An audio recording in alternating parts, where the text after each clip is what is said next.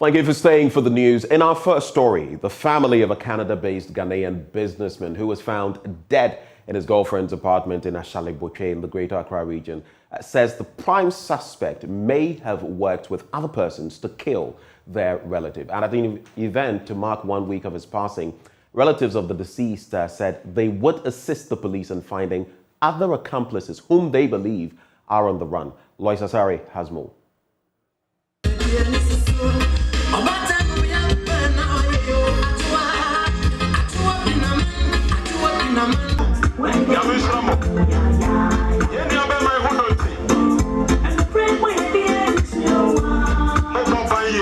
Family and friends of the late Frank Osei Kofi gathered on Mile 7 in Accra near one of his car garages to mark 1 week of his passing.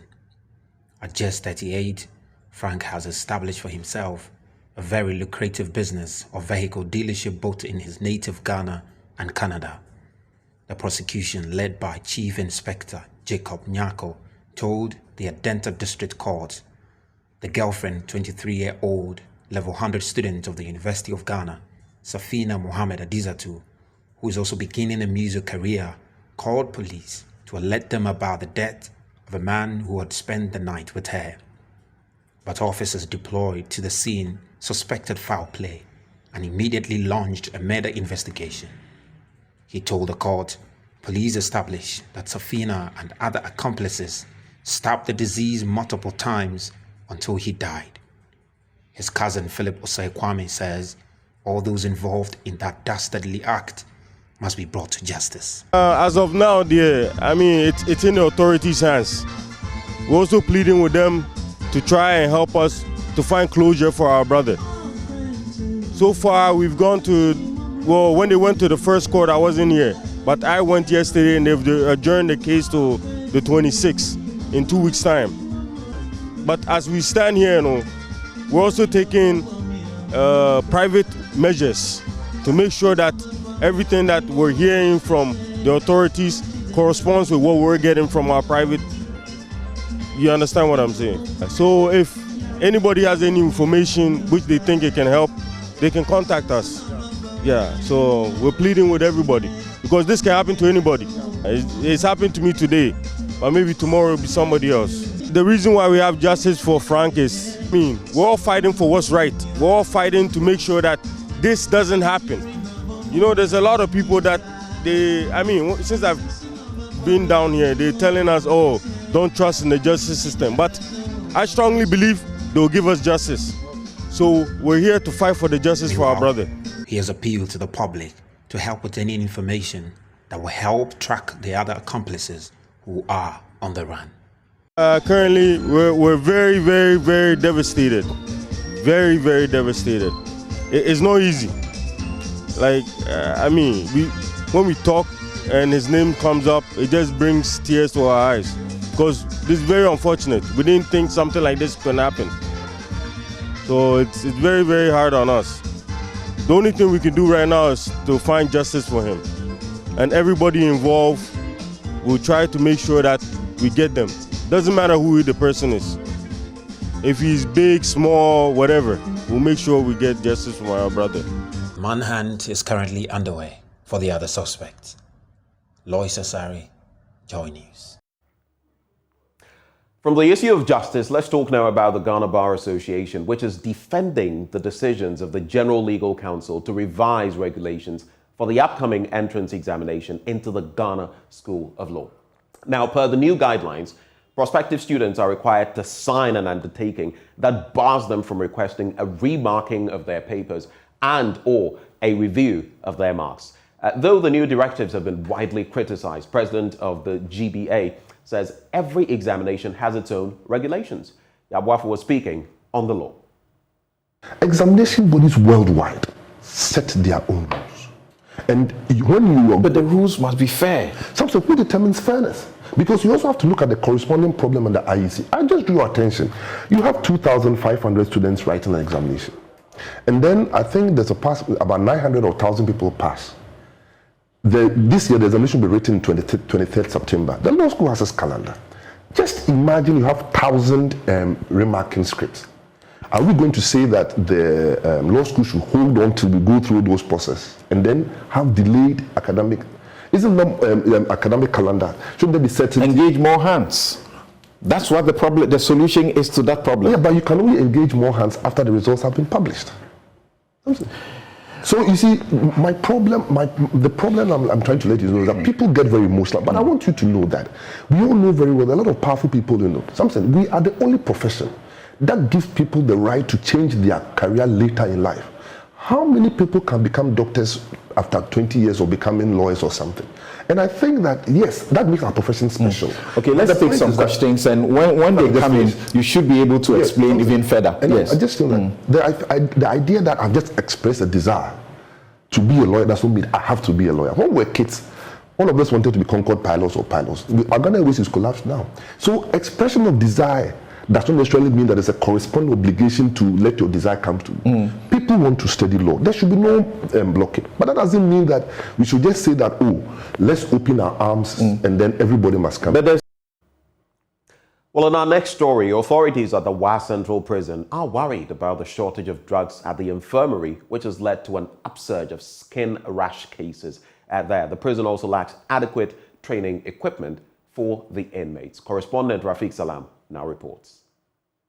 Among the myriad of challenges faced by the Wa Central Prison is the inadequate training equipment for the inmates.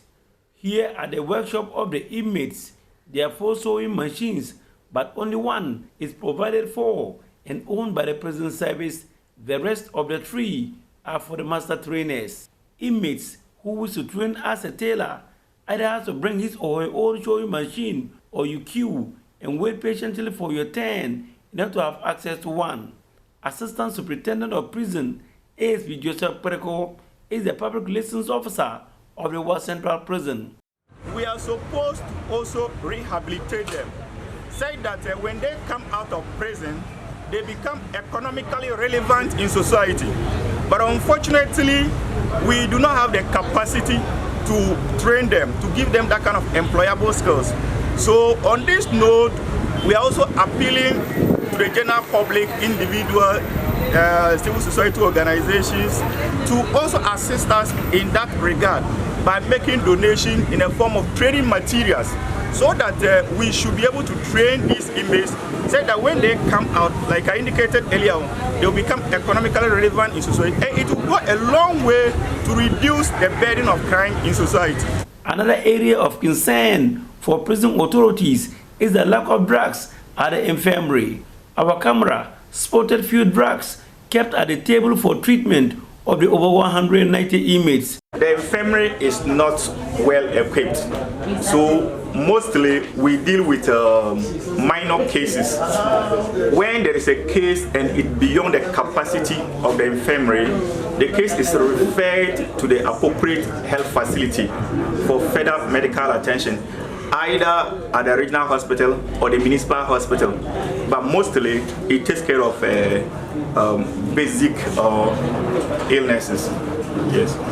No wonder authorities are finding it difficult to contain the spread of the skin rashes, which is on the rise. Skin infections in the yard, and it is affecting them. Looking at their sleeping place, the cells are congested, and when one is affected, it easily spreads through, and others also get infected. So it is a worrying situation, it's a worrying development, and it is affecting other inmates in the yard. Prison authorities therefore welcome the donation of drugs by the Narcotics Control Commission to inmates to cure the skin rashes that they have been battling with. Isaac Bakuri is the Upper Regional Director of the Narcotics Control Commission. When we went to the infirmary the other time, we realized that they do not have enough stock of drugs to provide healthcare for the inmates. This is the second bag that we are donating. And we want to assure you that as and when we are able to mobilize enough drugs, we make them available. We also understand that there are some other challenges that for us, we are working on all those ones, and that when we are able to mobilize enough resources, bring them to. Reporting for Joy News, Rafiq Salam, Wow.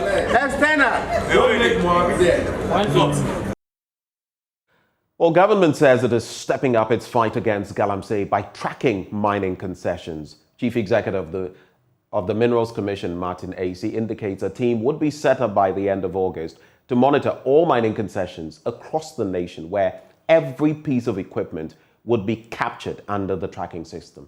According to him, the move would help detect galamsey operations. Despite claims that government efforts to stop galamsey have failed, the Minerals Commission maintains that it is now more determined than ever to clamp down on perpetrators as it strengthens policies to regulate mining concessions. Martin Acey is the CEO of the Minerals Commission. We'll put a device or a tracking device on all earth-moving equipment that may come to the mine site. We want to start with explosives, sand winners, quarries, etc. So once it is fitted on it, what it simply means is that if you don't have, if your earth-moving equipment, excavators and all those, and it's both large scale and small scale, has not been, fitted with that tracking device, it means any machine that we find at the site, you cannot, it will be, confiscated to the state. Although more tributaries are being affected by illegal mining, the Commission claims it is devoted to collaborating with security forces through the deployment of the speedboats to patrol the affected water bodies. What government has done now is to provide a permanent solution. What is that permanent solution? To put speedboats on the water body to patrol 24/7. They've started. And as I speak, there are security officers all over the water body trying to get rid of some of these small-scale miners. So we are not going to have a phenomenon where they just go and clear them and then leave after a week, 2, 3 months, and they come back. Because that is the problem. The Commission further urged the populace to be more mindful when reporting corporates involved in illegal mining because evidence is needed in their prosecution. The big man thing, I don't have any evidence. We hear that all the time. But you see, it's not easy to accuse somebody that he has taken something, especially as a lawyer. You have to have evidence, or else we'll just go on a wild goose chase. We have this tape, or we have this evidence which shows that Mr. A is finding illegal miners here. This is the evidence. We'll pass it on to the appropriate security agencies. They will investigate, and then if you are found culpable, they'll be punished. More speedboats will be acquired by the government in the coming month to monitor tributaries that are galamsey hotspots. Ifua Aprikua Boafo's report read to you. Now, some workers of the University for Development Studies have disputed claims that they have abandoned their mother union, the Trades Union Congress, to form a new one. According to the workers, they have not joined or formed any other group as is being purported. They have been speaking with correspondent Martin Abu-Baidoo. Speaking to Joy News, the newly elected local president of the Teachers and Education Workers Union of the TUC, Bismarck Alandi, said the old executive created a new union without the notice of its members. This meeting is for us to declare our intention that we remain team of TUC and continue to be our team of TUC. Took this decision because within the local fraternity, there are so many challenges we are currently encountering. Issues like when it comes to issues with regards to our welfare. At least if I am a union and you want to exit to come up with a new union, we need accountability. It wasn't accounted for. We also have the business, tool business, where you will go in for a high purchase product. It was also accounted for. At least there should be some profit margin out of it. And our dues, we also had from 2015, these executives who are coming out with a new union have not sent our dues that has been taken from our salaries to the national accounts, which is also being accounted for. So actually, we've had so many challenges. That is why we decided that we have to remain with our own union. Besides, the new union they are coming out with don't have bargaining power. So which way are they going to bargain on our behalf? So they always say that the wife you know is better than the new wife you don't know. So we choose to be loyal and remain resolute to our mother union, which is still TUC Ghana. They created a new union without our notice. We didn't come to any agreement, we didn't hold any meeting pertaining to that. We just woke up one day to see them in the national television announcing that they are now coming out with a new union. Suleimana Zakaria, a member of the old union, said the defected executive have never been accountable to its members. The reason why they are breaking away that opponent, and we are saying that we are not following them. They are not truthful, and they are not wanted to listen to us as a followers. We elected you people and tell us what is going on, but these people are not ready to do that. They are rather deceiving us. So that's why they are forming their new Till Ghana. We are saying that we are not going to follow them. Another member of the association, Seidu Abigail, also shared her frustrations about how the old executive managed the union. I could remember, I'm not in UDS for long, but I remember somewhere 27th or 28th April, they called for a meeting. By then they have not spoken about the breakaway yet. I went to the meeting, then I wanted to find out, because when I took my payslip, I saw 2 deductions. Then when you ask predecessors, the answers they give, it wasn't clear to me. So I went to the meeting to find out what is happening. That was, the chairman was there, so I asked, and I've seen the 2 deductions, that is welfare and dues. What do they use that money for? That was when he told me that the dues goes to national, and the welfare is for we, the members. So I came out to find out from people whether that was actually true. Then boom, it came on TV that they are breaking away. Now, a report by the Institute of Statistics, Social and Economic Research shows that only 10% of graduates in Ghana find work immediately after their mandatory national service, and it takes the rest about 10 years to secure permanent employment. With the continuous growth in the cyberspace, it is expected the youth will take advantage to secure their future. Cyber Ghana, an NGO, is making that possible by equipping the youth with employable skills in cybersecurity and emerging technologies. There are details in this report. The National Initiative for Cyber Engineering, Science and Technology Educational Program by Cyber Ghana seeks to train the youth in cybersecurity, artificial intelligence, coding and programming.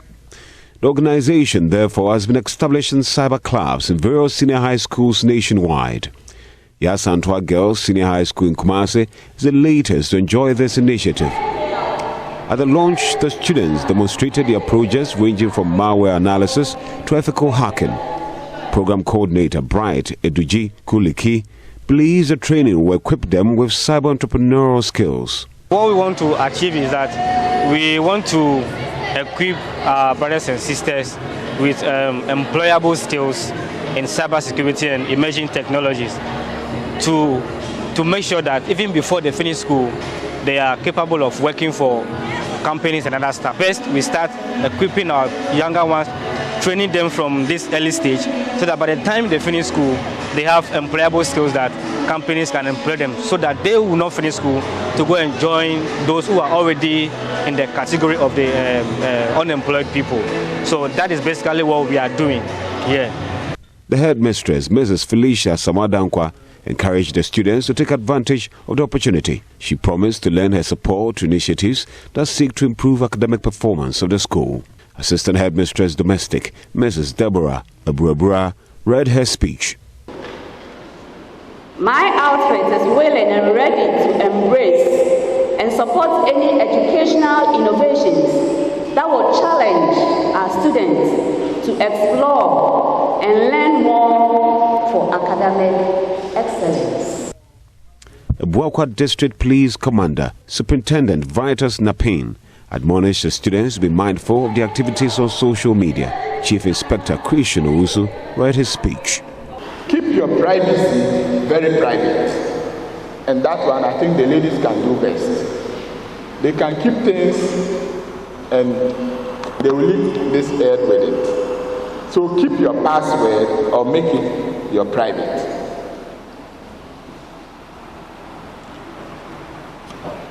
Without wasting your time, if you are caught in the web, report to police. Report to police. Stay calm and report to police. President of the Cyber Club, Salatu Ibrahim, was happy the training has exposed them to many fields in IT. I've learned how to develop skills for myself, skills in IT. Right now, I'm a third-year student. Very soon, I'll write my WASI. So when I go out there, right now, I have skills in ethical hacking. I know how to analyze a malware. So with this, I can go out there and make something for myself. Plus, I've also learned how to apply some of the theory stuff we learned. Reporter for Joy News, Kwesi Deborah. It's a wrap for the news. Up next, the news review. Stay.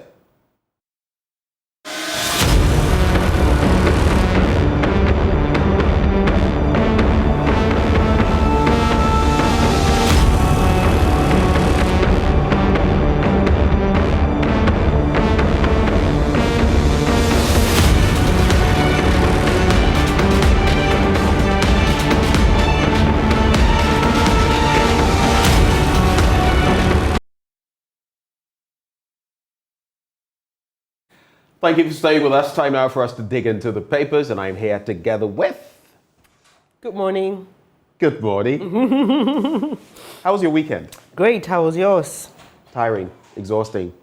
Had to sneak in as much rest as I could, but then you wake up to a wet morning and all its dynamics in Ghana. Exactly. The weather has been quite cool since Saturday. Yeah. And we hope that you're safe wherever you are. Thieves are not raised that cause concern, but you know, a lot of people have reported either not feeling too well or having a flu or cold or something of the sort. So we hope you're doing well even in this weather. Yeah, well, quite a lot to talk about. I'll just start from something interesting that I heard from the first Deputy Speaker of Parliament in recent times, talking about the youth and getting a job, and that, hey, if you have a certificate, you must do something with that certificate. You must use it to create jobs, not necessarily expect that the system will create jobs for you. But you look at the system, or what is left of it, and you often ask yourself, how easy is it to do that? To be, yes, you know, I interact with youth a lot. Just over the weekend, I was at the Tishi stake of the Church of Latter-day Saints, Church of Jesus Christ of Latter-day Saints, to speak to a large group of youth and elderly people. And one thing you'd realize is that people are very creative, but sometimes the other resources needed to make that creativity bear fruit is the problem. So as I read this story about being creative and making use of certificates, it just made me think. I don't know what your take is on that, what your reflection is, if any. Well, same thing the finance minister said. The entrepreneurial, eh? Yeah, don't wait for the jobs to come for you. Create the jobs. And so, good question you asked. I was also recently at a program to host the United States ambassador to the UN. Okay. And we're talking about food security and peace in Africa. And there was this young lady, her name has escaped me, but she spoke about the challenges she's facing as a young entrepreneur in the agribusiness sector and how they are really not targeted by government for aid, for support, for subventions or whatever it is. So there are a lot of young people. And you see, sometimes when you talk about entrepreneurship, I know in some universities there's now a mandatory course. Right. You need to study entrepreneurship. It's a great initiative. But I recently saw a post of one young lady who's been doing fashion-related stuff for, I think, about 5 years or so. And she comes out to say, look, one thing they don't tell you is this is tough. It's a tough terrain. It's a tough taxes. It's not easy peasy. It's not a joke. At least you'll get some reliefs when you start your business, but right after that, you're going to have to start paying taxes. And if you're not raking in any revenue in the first place, that's going to be a tricky affair. Yeah. So imagine that you're somebody who produces stuff, but your raw materials are not in the country. You need to import them. Look at the way the cedi is behaving to the dollar. You're looking at power, you know, how much you have to pay to, you know, produce something. You need to put the cost on that.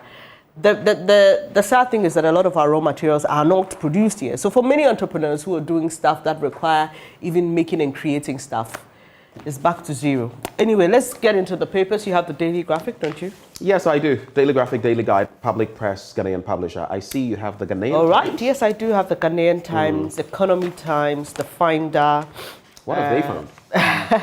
The Daily Statesman and the Custodian. So, Okay, maybe a kickstart matters for us. Right, let me start. Front page of the Ghanaian Times. Ministry launches Education Leadership Development Program for heads and staff, and that's the Ministry of Education they are referring to there. Illegal mining on River Ofin, heavy clampdown on Galamsey, security personnel destroy equipment including tamfangs and generators. And I saw a video on social media alluding to this, Benjamin, and how we've all gone to sleep on this fight against Galamsey, and how those who actually want to perpetrate the crime never sleep. It reminds me of the saying in the Bible that the enemy never sleeps. The enemy is always on the prowl. And while men slept, he sowed tares among the wheat. So that's what is happening with our fight against Galamsey. But it's a good thing they've been caught. Also, the Homawa. Interesting. Massive crowds converge on Gamashi to celebrate Homawa ni Ayi Bonteli sprinkling of pokpoi. And largest wheat farm. Have you ever had some of that? No. Pokpoi? Not yet. No, not yet. Okay. I've only seen them on the streets. When I used to live around Abadi, when I go to the community during Homo, I see them. Right. And if you live also in the Teshi area, when the gods are located. So pretty raw stuff, not so well cooked, and then the oil and all of that. Yeah. So largest wheat farm uncovered in Afram Plains. 5 arrested for cultivating 80-hectare cannabis farm. Yeah. What does this remind you of? It reminds me of the conversation about the ganja men. Not the boys be smoking weed. Not even about smoking it. So we know that Indian hemp is not just used for that kind of purpose, recreational. They're medicinal. There are medicinal purposes. There are cosmetic purposes. So people put them in hair products for hair growth. And even the medicinal one, I read a story about a young boy who had seizures. And he needed cannabis oil to help him. And he was traveling to a state in the US that didn't approve of the medical use of cannabis. And this boy was in a fix. So, hey, I mean, whatever you think about the use of... But at least they have... You see, the other day I was talking about Kofi Annan of blessed memory and what he had said about weed and monetizing it in terms of the revenue end of it. But I also wholly agree with those who say that our system is maybe simply not ready for that yet in terms of its structuring. So that if you start that now, it will be more of the negative that you will see rather than the positive. We all agree that there are positives to this. But in some jurisdictions, they've got to the level where they can do this. And in the US, like you see, even when it comes to Roe versus Wade, it's a state thing now. The federal system has its own opinion. But state by state, they are deciding, will we go by Roe versus Wade or will we go by the upheaval by the Supreme Court? So these matters, I think, eventually, we'll get there. Right. Eventually. So on the back page, princesses crash out after Japan loss. Very sad. Yeah. And FIFA Women Under 20 World Cup Spain sweep of host Costa Rica. So that'll just be it for the Ghanaian Times. If you're interested, okay, let's do this one because it's been trending over the weekend. The La Bianca case, and we know all the angles. La Bianca sounds so romantic. No mischief. So we know that the special prosecutor found that, look, there were some waivers that were granted that were not supposed to be granted. And we know who owns this, a Council of State member. The customs boss comes out to say, hey, what are you talking about? This is witch hunting. We did not err. We did not err. And then the GRA comes to say, well, please, he's a member of our board, but we distance ourselves from his comments. Leave us out of this. We will study this thoroughly, but they do welcome the OSP's report and say that they will study it thoroughly. They've been tactful so far. Yes, I don't know what you make of this particular story. And one thing the GRA says it will do that excites me is that it will begin to look more into things like this. Right. You know, which when makes it comes sense, to by tax the way. waivers. Yeah, so... Because in the end, those 1.74 million Ghana cedis, guess where they'll be going?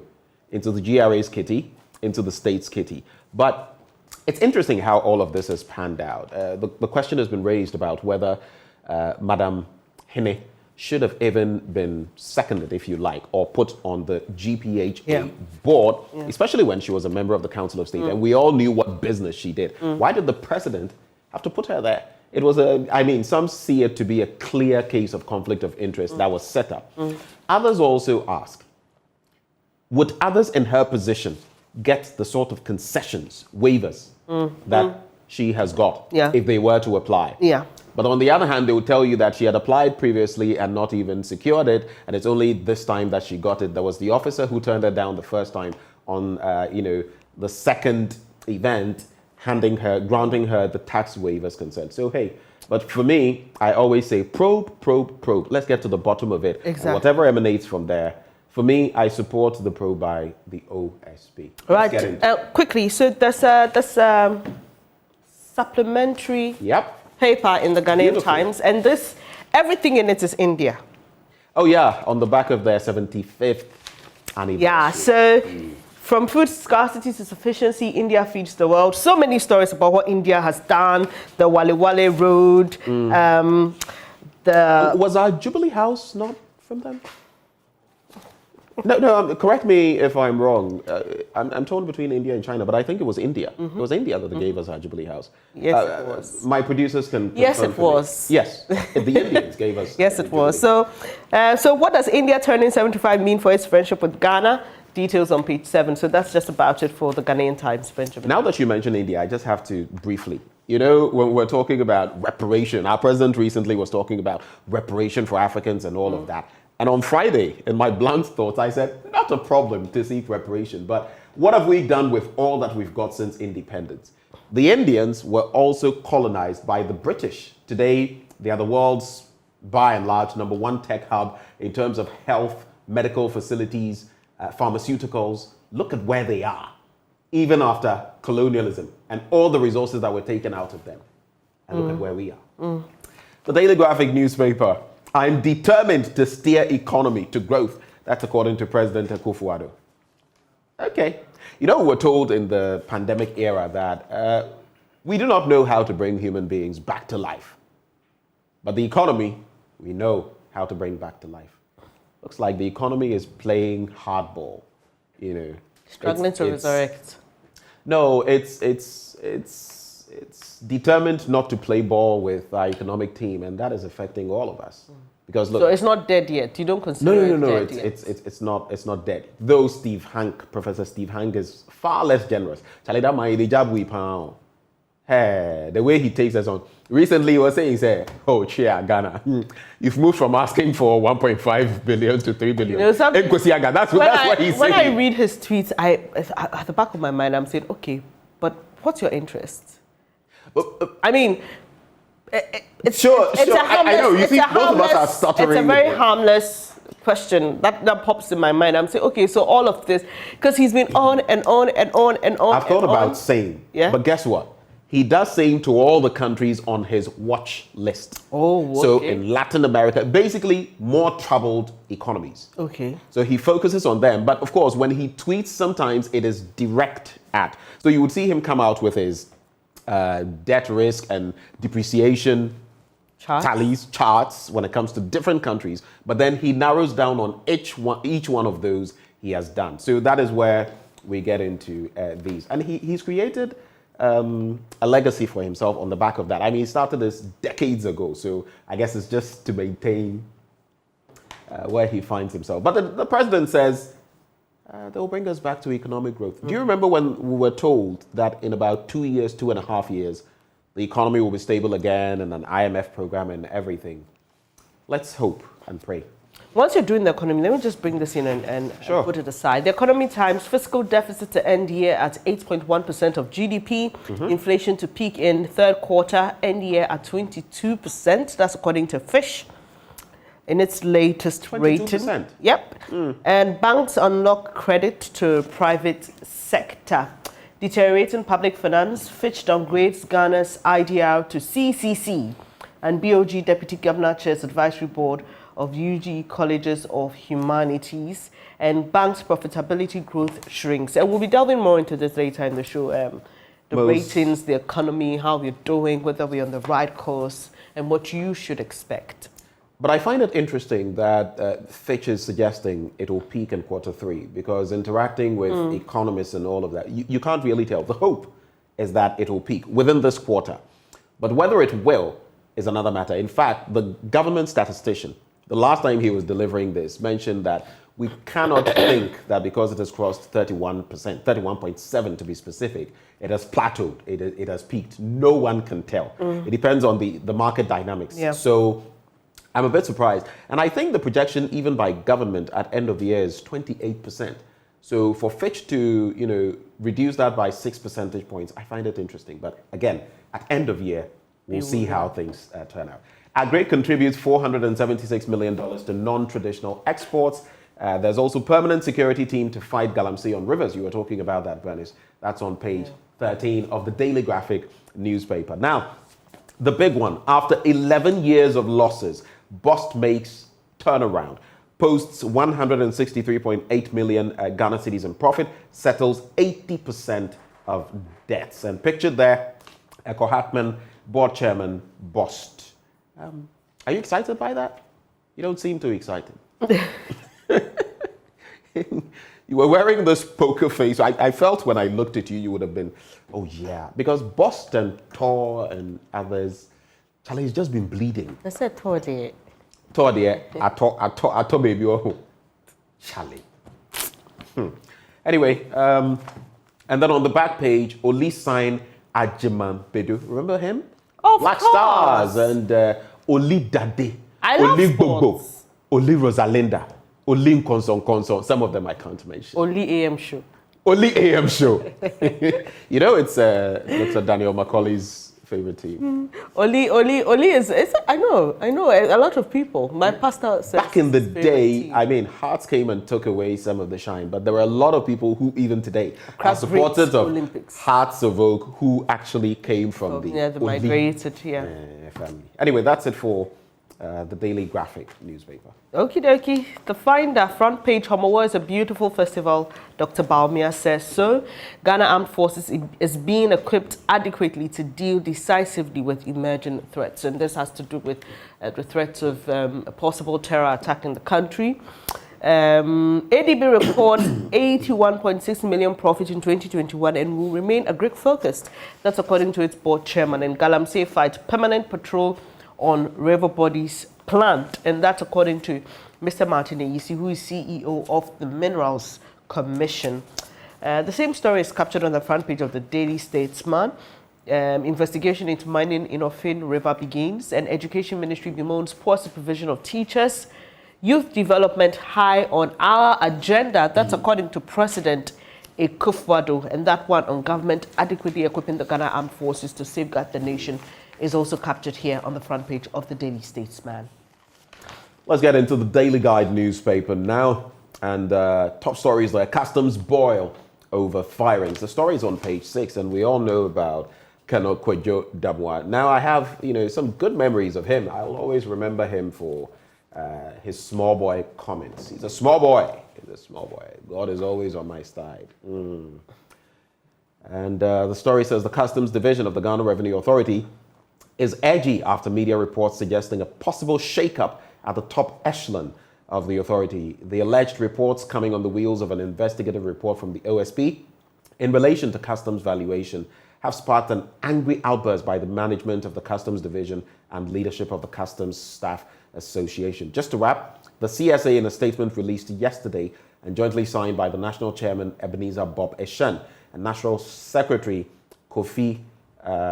Gift Kofi Sama, said nerves remained raw in the Customs Division, which is in turmoil over a wave of reports to replace Reverend Dr. Amishadai Osuamwa and Colonel Retired Kwadwo Damwa, Commissioner General and Commissioner of Customs, respectively. And so this is a typical Wakofa Bekame.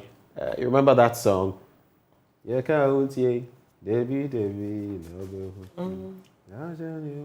Anyway, Hopes in Adoye stokes fire in NPP. And the director of operations of the Aladdin Tramatin campaign team, Hopes in Adoye, has stoked fire in the New Patriotic Party after suggesting that in the tradition of the party, people of the northern, or people of northern extraction, as represented by the late S.D. Dombo, play second fiddle. So I saw the story. Hold on. The ethnocentric remark has prompted an assortment of reactions from both northern members of the party and their southern counterparts who disagreed with him. Coming under intense heat with harsh reactions, he has taken cover by saying that was not what he meant. So what did he mean? That's the question.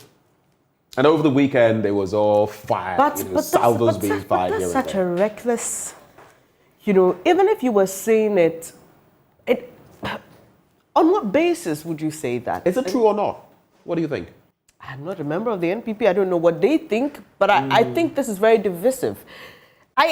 Is that what the party thinks? But the party will always have some level of division. I mean, our political parties. Because right now, look, off the top of your head, you can figure, without looking through any crystal ball, that one of the contenders, major contenders, at least a set of them, would be the Vice President, Dr. Baumia, and Alan Tremanting, who is a perennial contestant, who would likely, most definitely, I almost can say, will be contesting. So, yeah, he's from one of the camps, and he feels this is the reality. Let me say this. You know what Mr. Osafo said and later apologized for? Right.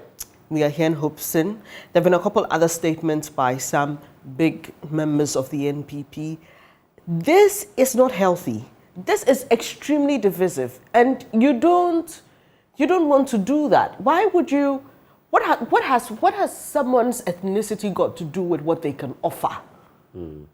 What has someone's gender got to do with what they can offer? But while I agree with you that it's not healthy, is it the reality? That's my question. That's what I'm saying. The party should tell us. What does the party make of his statements?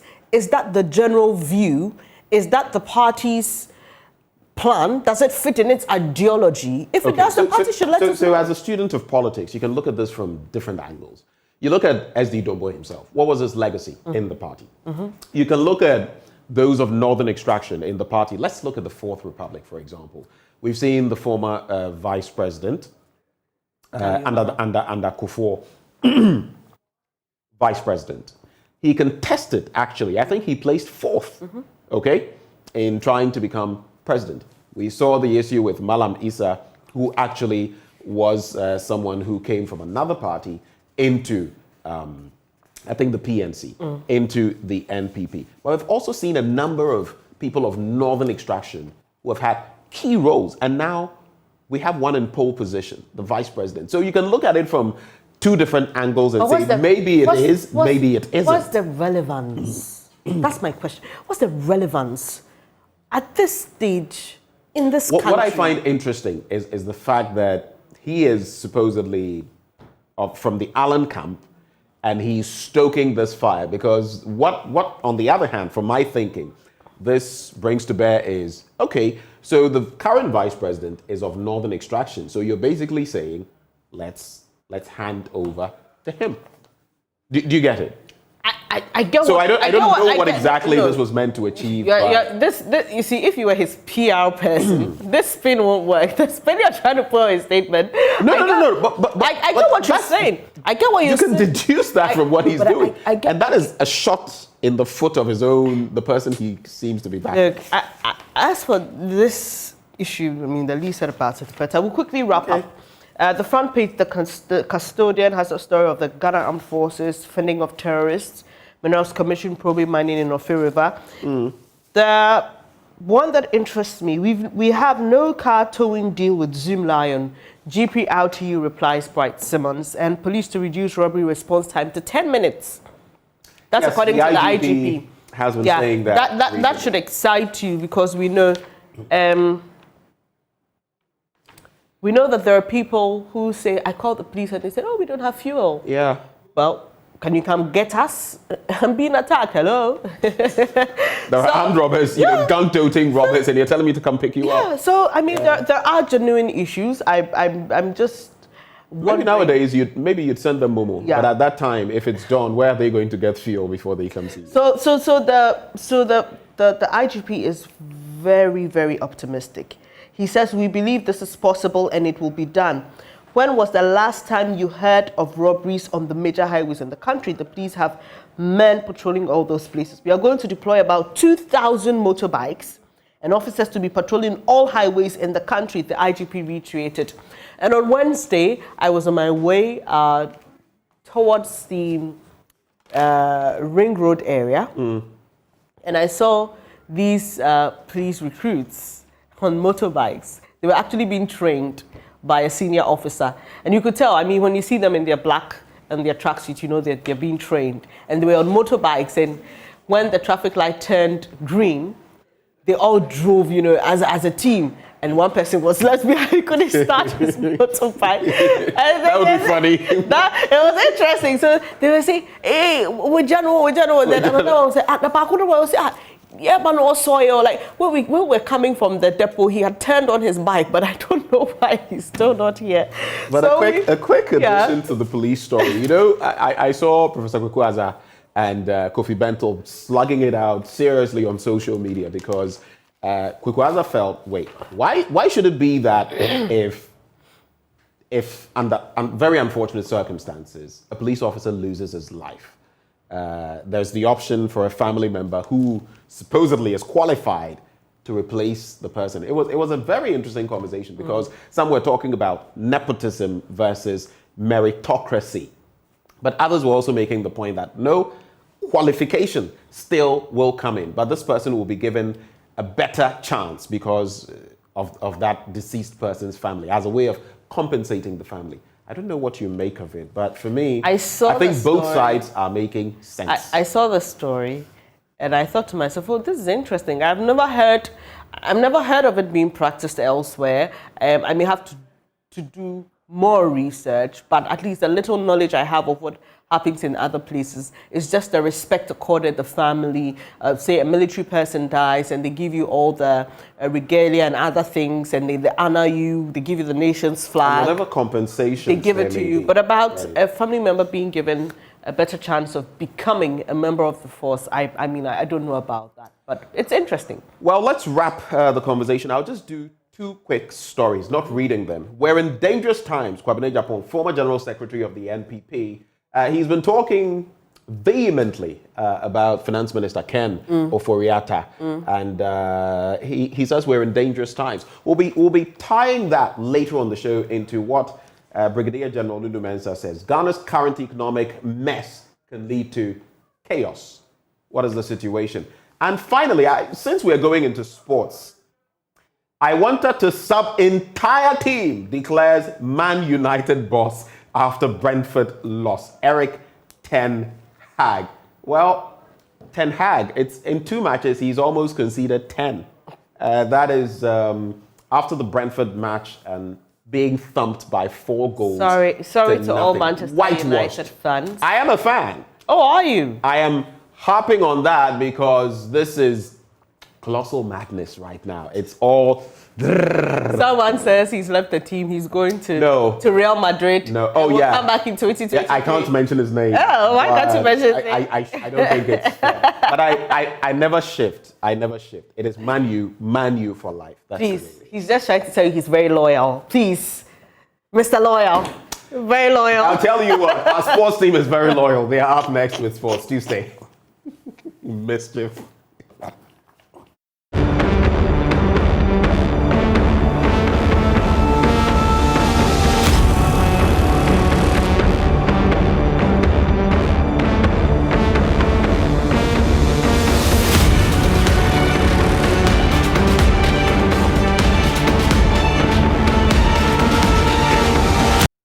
Meanwhile, former WBO super bantamweight champion Isaac Dogbe wants Ghanaian boxers to be given opportunities to explore their talent. According to him, the country is abound with many talented boxers who could soon explode. We are still thinking, because the goal seems far away, but it is really, really near. I do believe that there's a lot of talent in Ghana. I'm not the only person. It's just that some people, they just need a chance. They just need a breakthrough. And I believe that there's a time coming where many people, many other fighters are also going to be up there on the world stage. it's just a matter of time before, you know, you hear of them. Because I've been to a few shows, and I see that talent. I see that talent. So we all need that encouragement from the people of Ghana and corporate Ghana as well, you know, to back these people. And all the managers and promoters, you know, they should do a great work, because the more you look to showcase the talent, the more the attention also keeps coming. You know, the more light you shine on it, it engages the people. And that, you know, I believe that in the near future is going to be boxing in Ghana. Is going to be massive. People wouldn't have to travel to Las Vegas, you know, to watch a boxing fight. They'll be traveling into Ghana to watch boxing shows. President of the Ghana Boxing Authority, Abraham Korte Nukwe, says the country is close to winning another world title. He described Isaac Dogbe as the eyes of the sport, as he faces either Emmanuel Navarrete or Revegas. The Ghana Boxing, we are happy because we are close to the world title. This is the final elimination bout, and at this moment, Isaac happens to be the eye of Ghana. As a president, I want titles. So, and the WBC title is one of the biggest also. So if Isaac is going for the WBC title, it's a joy, and it's something that all Ghanaians should be happy. One thing about Dogbe is the discipline. We know he will go and bring the title. The entire GBA is happy. I know all Ghanaians are happy. By the end of the year, we'll bring the world title to Ghana. We'll need your prayers and also support to Isaac Dogbe and the boxing as a family.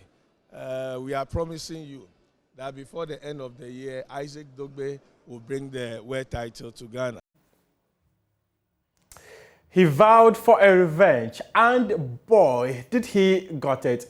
That was the story of Benji on the Boss Game Show over the weekend. He tried in the first season, but the boss was too strong to contend with. But Benji returned this season with more arsenals to defeat the boss, Maurice Kwanzaa, convincingly. This is how it all went down on the Joy Prime channel over the weekend. So the first question is here, and it is, in which year did Tony Yeboah win his first Bundesliga top scorer award? And the boss quickest, 1993, he said, before joining Manchester City, which club did Eden Dzeko play for? It's got to be fast. Which Swedish player was nicknamed the King of Kings in his playing career? Oh, you see the reaction there? Apart from Italians, which country has produced the most top scorers in the Italian Serie A? But Benji has found it, and his reaction is worth $1 million. This is interesting. The man from Takrady, his eye is redder than red. Which player won the European Golden Shoe Award in the 2019-2020 season? Which Spanish football club plays its football at the Riazor Stadium? And look at the way Benji is animated, moving up and down. My goodness. And Benji has a reason to be animated. He celebrates. The man from Takrady is in pole position.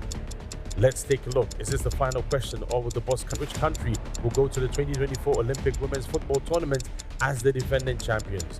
The defending Women's Olympic champions in football is Canada. And it is indeed Canada. No wonder the man from Takrady was always smiling. He came here with a vengeance, and he has got his revenge. But the boss, I am speechless. What are you saying? I'm not surprised. He was calm, cool, passed his fingers. He knows his onions. I'm rather disappointed. He had an option of taking so much home, but he looks quite a modest person. His demeanor, he knows his stuff. But congratulations. It will remain one of the biggest mysteries as to why he did not go for quadruple. Yeah, he could have gone 4 times or and 5 won. times. Only he knows. You do have what it takes to beat the boss in a soccer edition of the Boss Game Show. You can join the show on the Joy Prime channel every Saturday at 8 p.m. Just simply dial *422#, select G Money and option 4, and Boss Game Show on option 6 and follow the prompts to register, and you'll be on your way to participating in the show to win great prizes. Remember, the Boss Game Show airs this and every Saturday at 8 p.m. on the Joy Prime channel. This is how we wrap up AM Sports here with me, Muftau Nabila Abdullahi.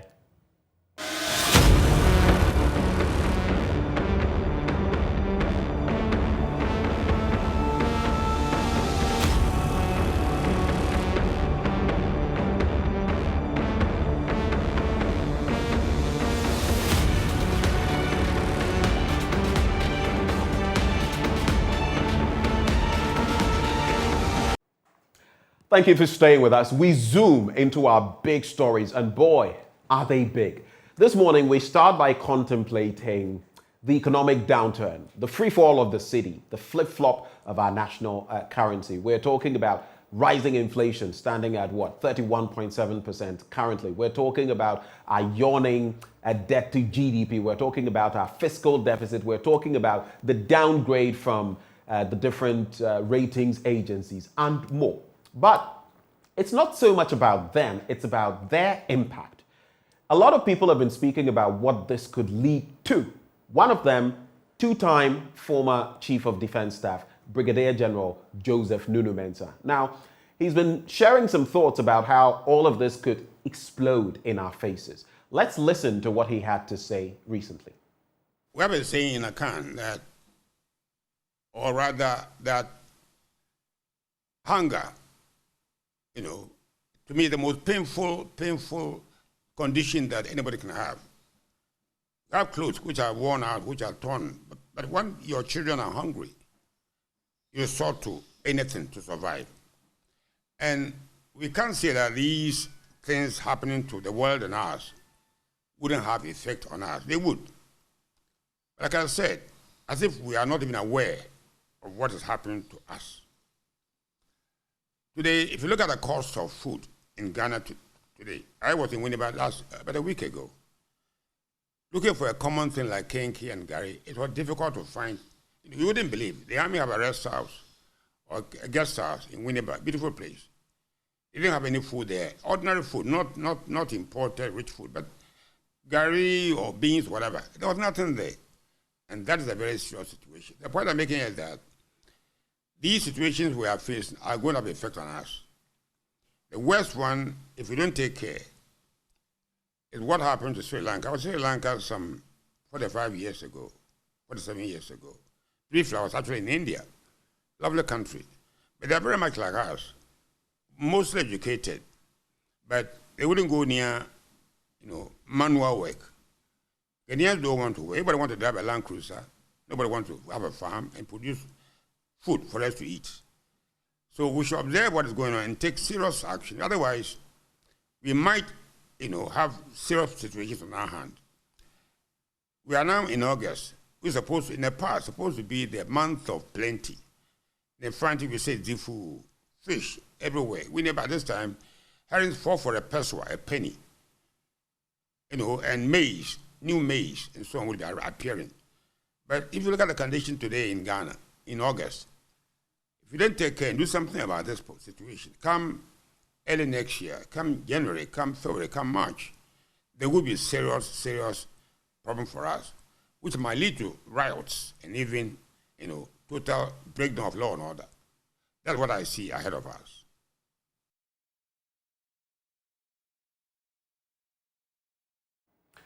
Well, that was Brigadier General Joseph Nunu Mensah sharing his thoughts there. Are you in agreement? Do you think this is the reality, or is this just imagined? Well, joining us for that all-important conversation, we have Professor Kwesi Enning of the Kofi Annan International Peacekeeping Training Center, a security expert as well. He joins the conversation.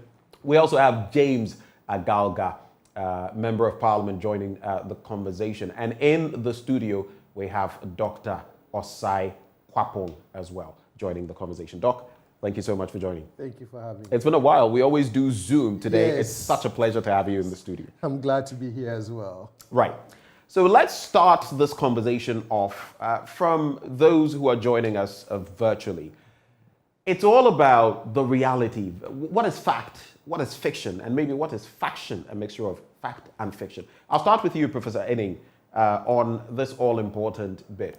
You've heard someone who has been in the security space for decades. He's a two-time Chief of Defense Staff, and he paints a gloomy picture. Prof, what is your basic reaction to what Brigadier General Joseph Nunu Mensah has been saying? I agree with him 100%. I didn't quite catch that. Did you just say you agree with him 100%? Or probably 110%. I see. This is because food security is very critical. And I think if I heard him right, several years ago when, I was a child, certainly, August was the month of plenty. Prof, sorry to interject. I'm struggling a bit to hear you. I do not know whether it's from my end or yours. Is it much better now? It is much better. Thank you. Good. Yeah. Okay. So I said I agree with him 110%, because food insecurity is something that causes, social disaffection. It leads to anger. It leads to social instability. But I want to focus on two things. One, the possibility that social crisis can lead to instability, and secondly, the analogy with Sri Lanka. Let me start with the analogy relating to Sri Lanka. Probably most people will think, but why has he gone so far to make such an analogy? And I agree with him once more, probably more than 100% again, because I've just done a major study on Sri Lanka for an international agency. That a study that was completed sometime around March. The conclusions of the study were very clear. One, that the whole government apparatus in Sri Lanka was controlled in a manner in which there were lots of competition and struggles to control particularly intelligence, security information, leading to lack of cooperation, lack of coordination, resulting in the Easter bombing. Now, we have not experienced any such extreme, violence in this country.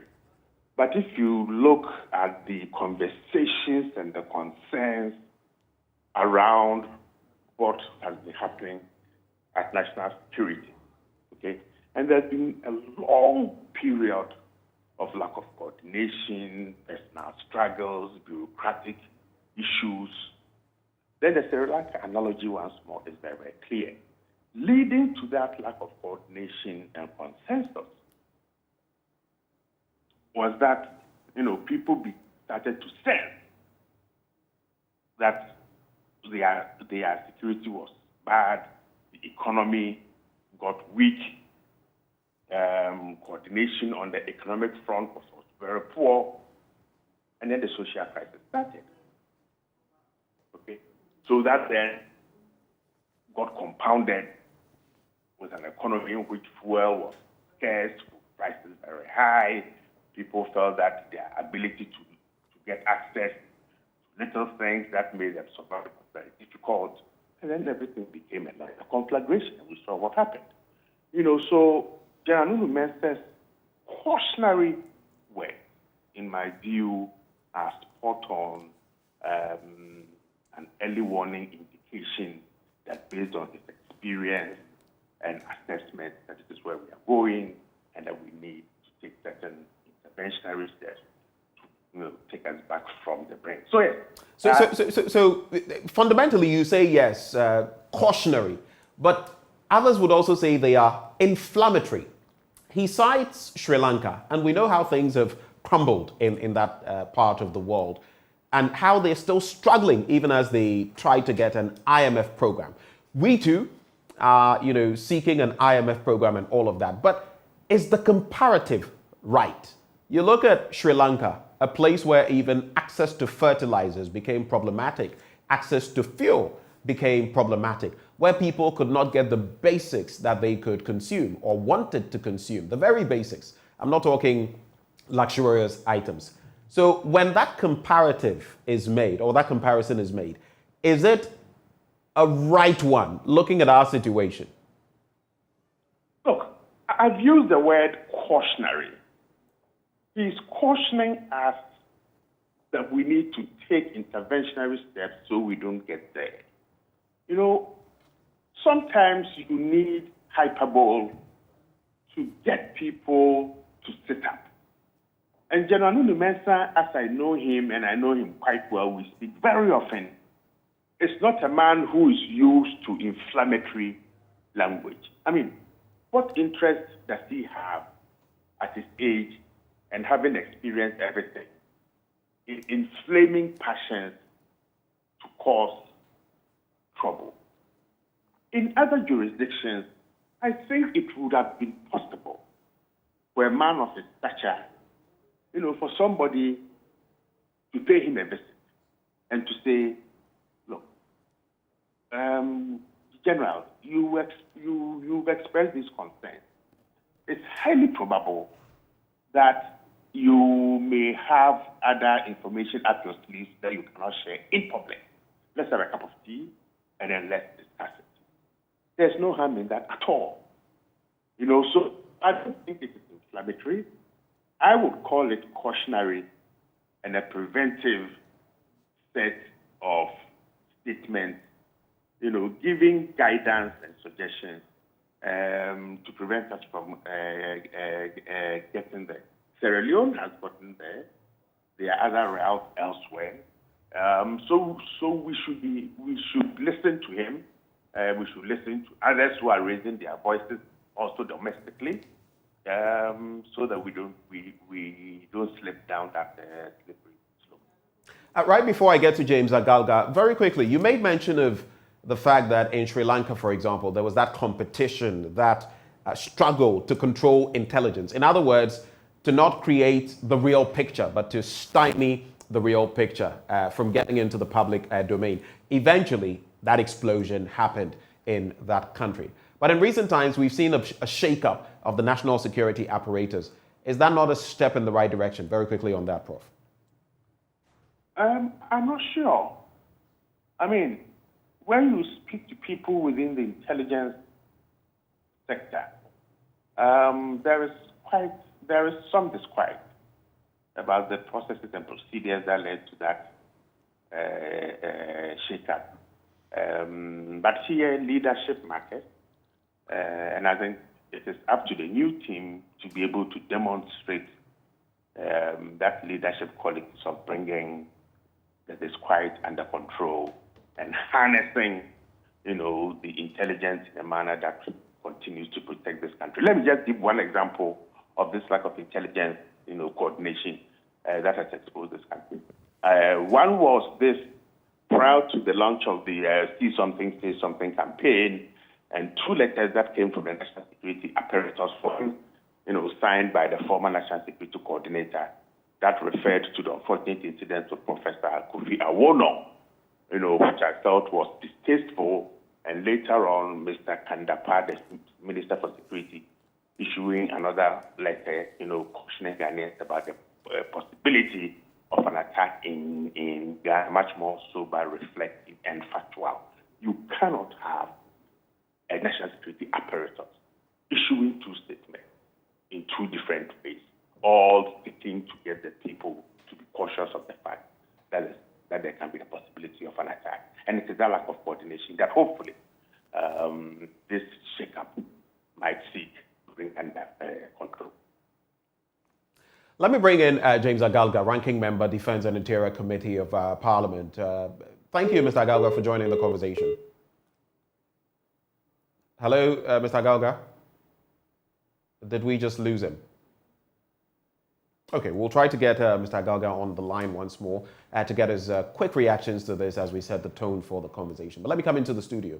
Dr. Akakpo is still here with us. Do you agree with Professor Eding on this bit that basically it's a recipe for disaster that we're putting together, and if we don't put the right stops in place, economically speaking, it will spiral into security, a security meltdown, so to speak, as reflected by Brigadier General Nuno Mensah?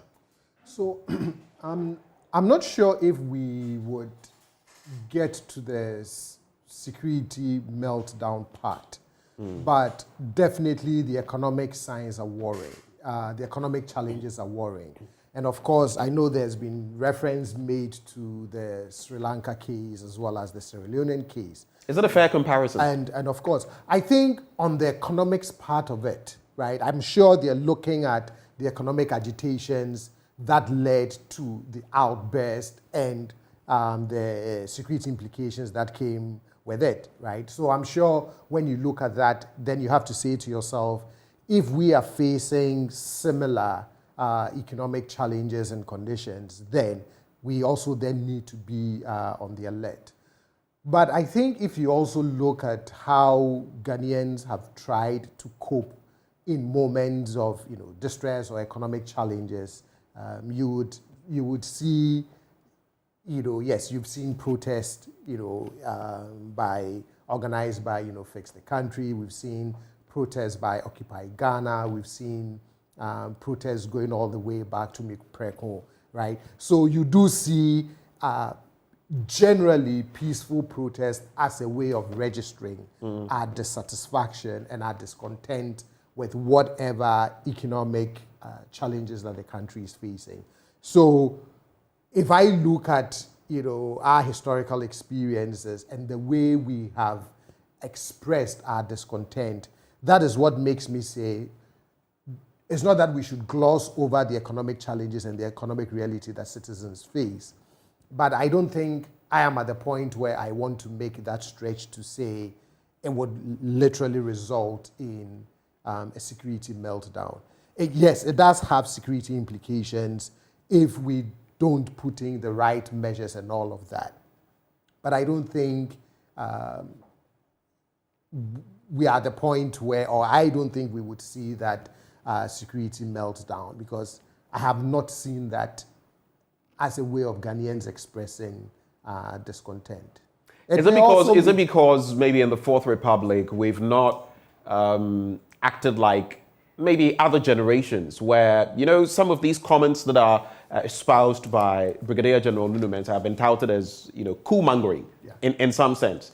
And in previous, republics that we've had, the three before this current one we're in, some comments like that have stoked civil unrest. Is it because you feel we have come to that cognizance, that maturity, level of maturity, so that we will simply not express ourselves to that point of doing what happened recently in Sierra Leone? Is that what you're suggesting? Yes, and in some of my appearances on your show, I have always said that I think we've reached the point where we've made our peace, quote unquote, with democracy. And so, at least in what I see in the Fourth Republic, because we have made our peace with democracy, even in the midst of some of these challenges, it is my sincere belief that that peace with democracy generally guides our actions or inactions in terms of the extent to which we want to, keep that peace with democracy or abandon that peace with democracy. I continue to sincerely believe that even in the midst of these economic challenges, that we would not get to the point where we want to do anything that disturbs that peace we've made with democracy, even as we express ourselves, whether it's through the things we share on social media, whether it's through any protest that we may engage in, that it would still be tempered by ensuring that we do not overall disturb the peace we've made with democracy. But that's my sincere. That's your opinion.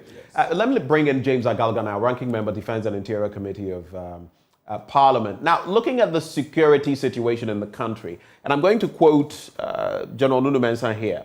He says, we should observe what's going on and take serious action. Otherwise, we might have a serious situation on our hands. Early next year, coming January, February, and March, there will be a serious problem for us, which might lead to riots and even a breakdown in law and order.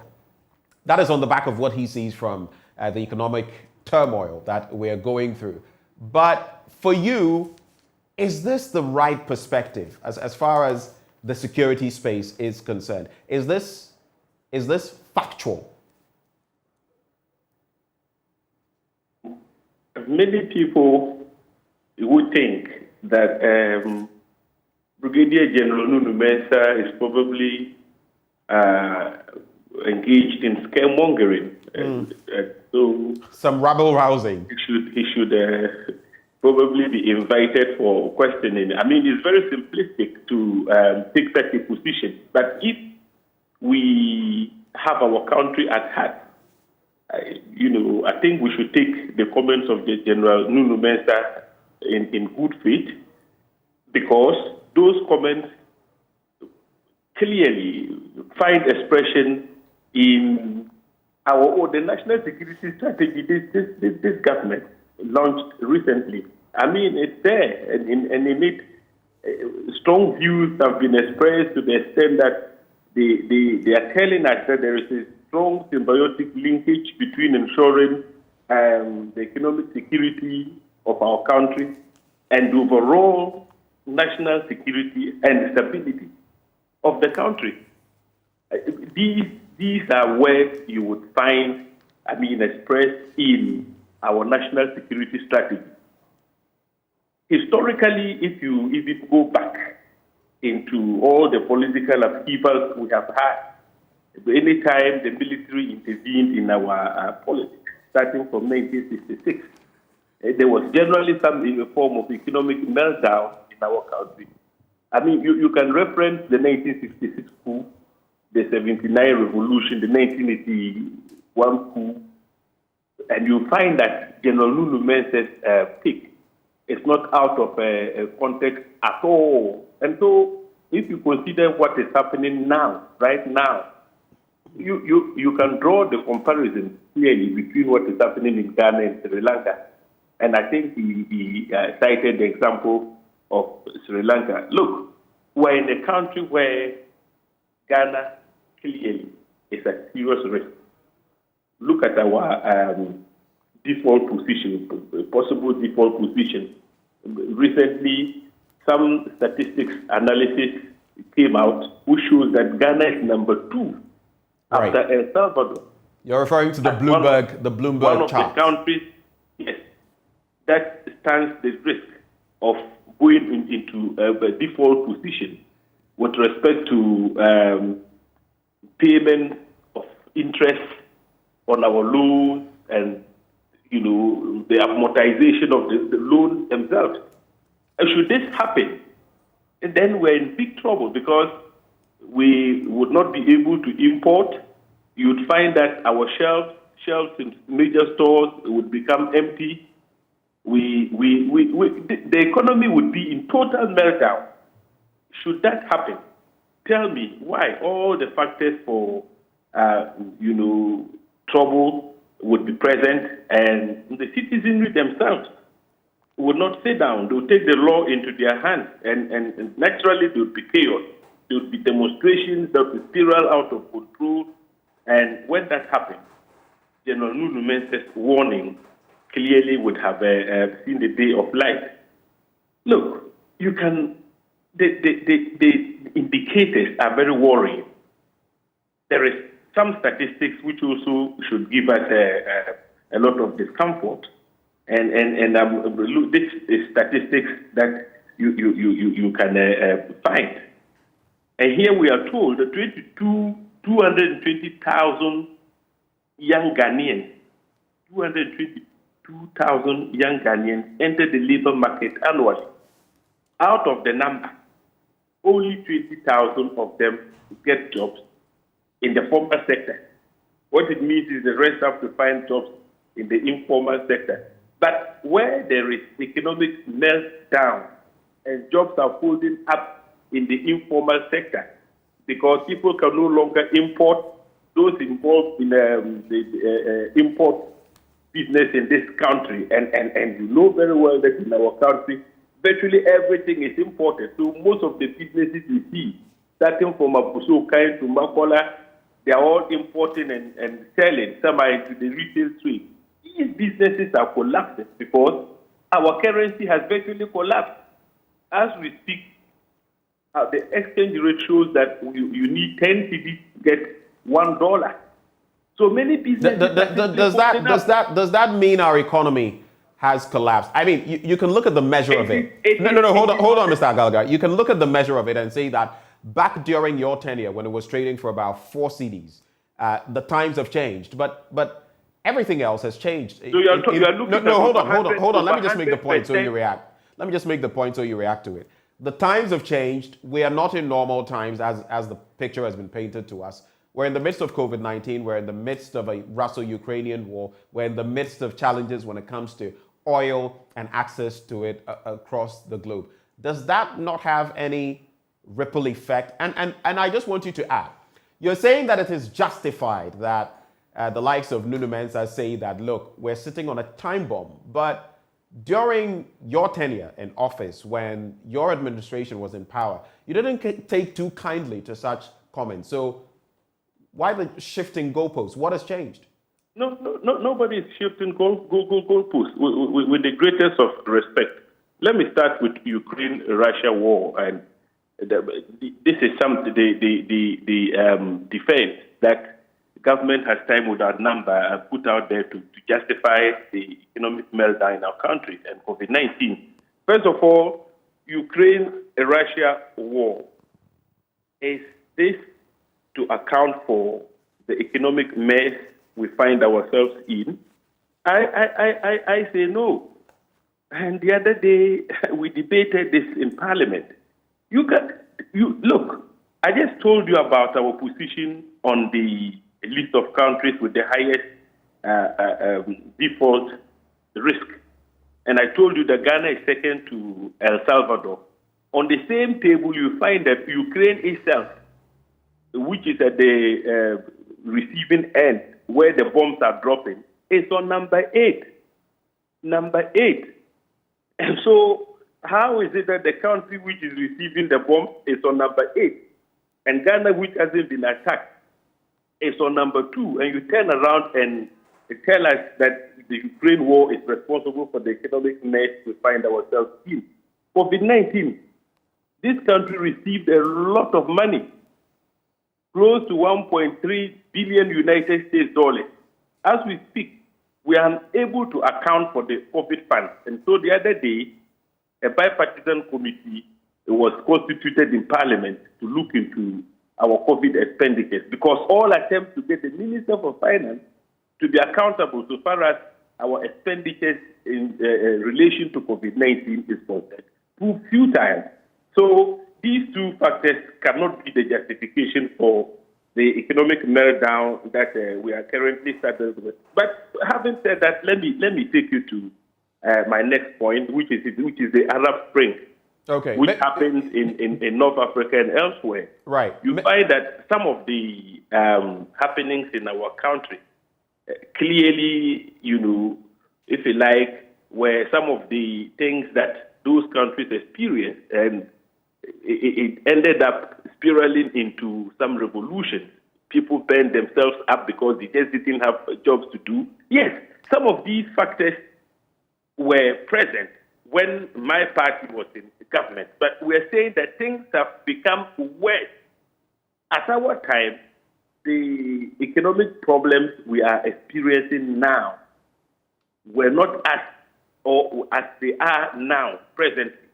So if you want to make the comparisons now, you can make the comparisons. But if you do, you find that things were a lot more better at our time. Today, we are at risk of default. At our time, we're never, ever close to defaulting, on our obligations in the financial markets and so on. So it's like we can make all the comparisons. But the point I'm making is that we're in a very dangerous position now.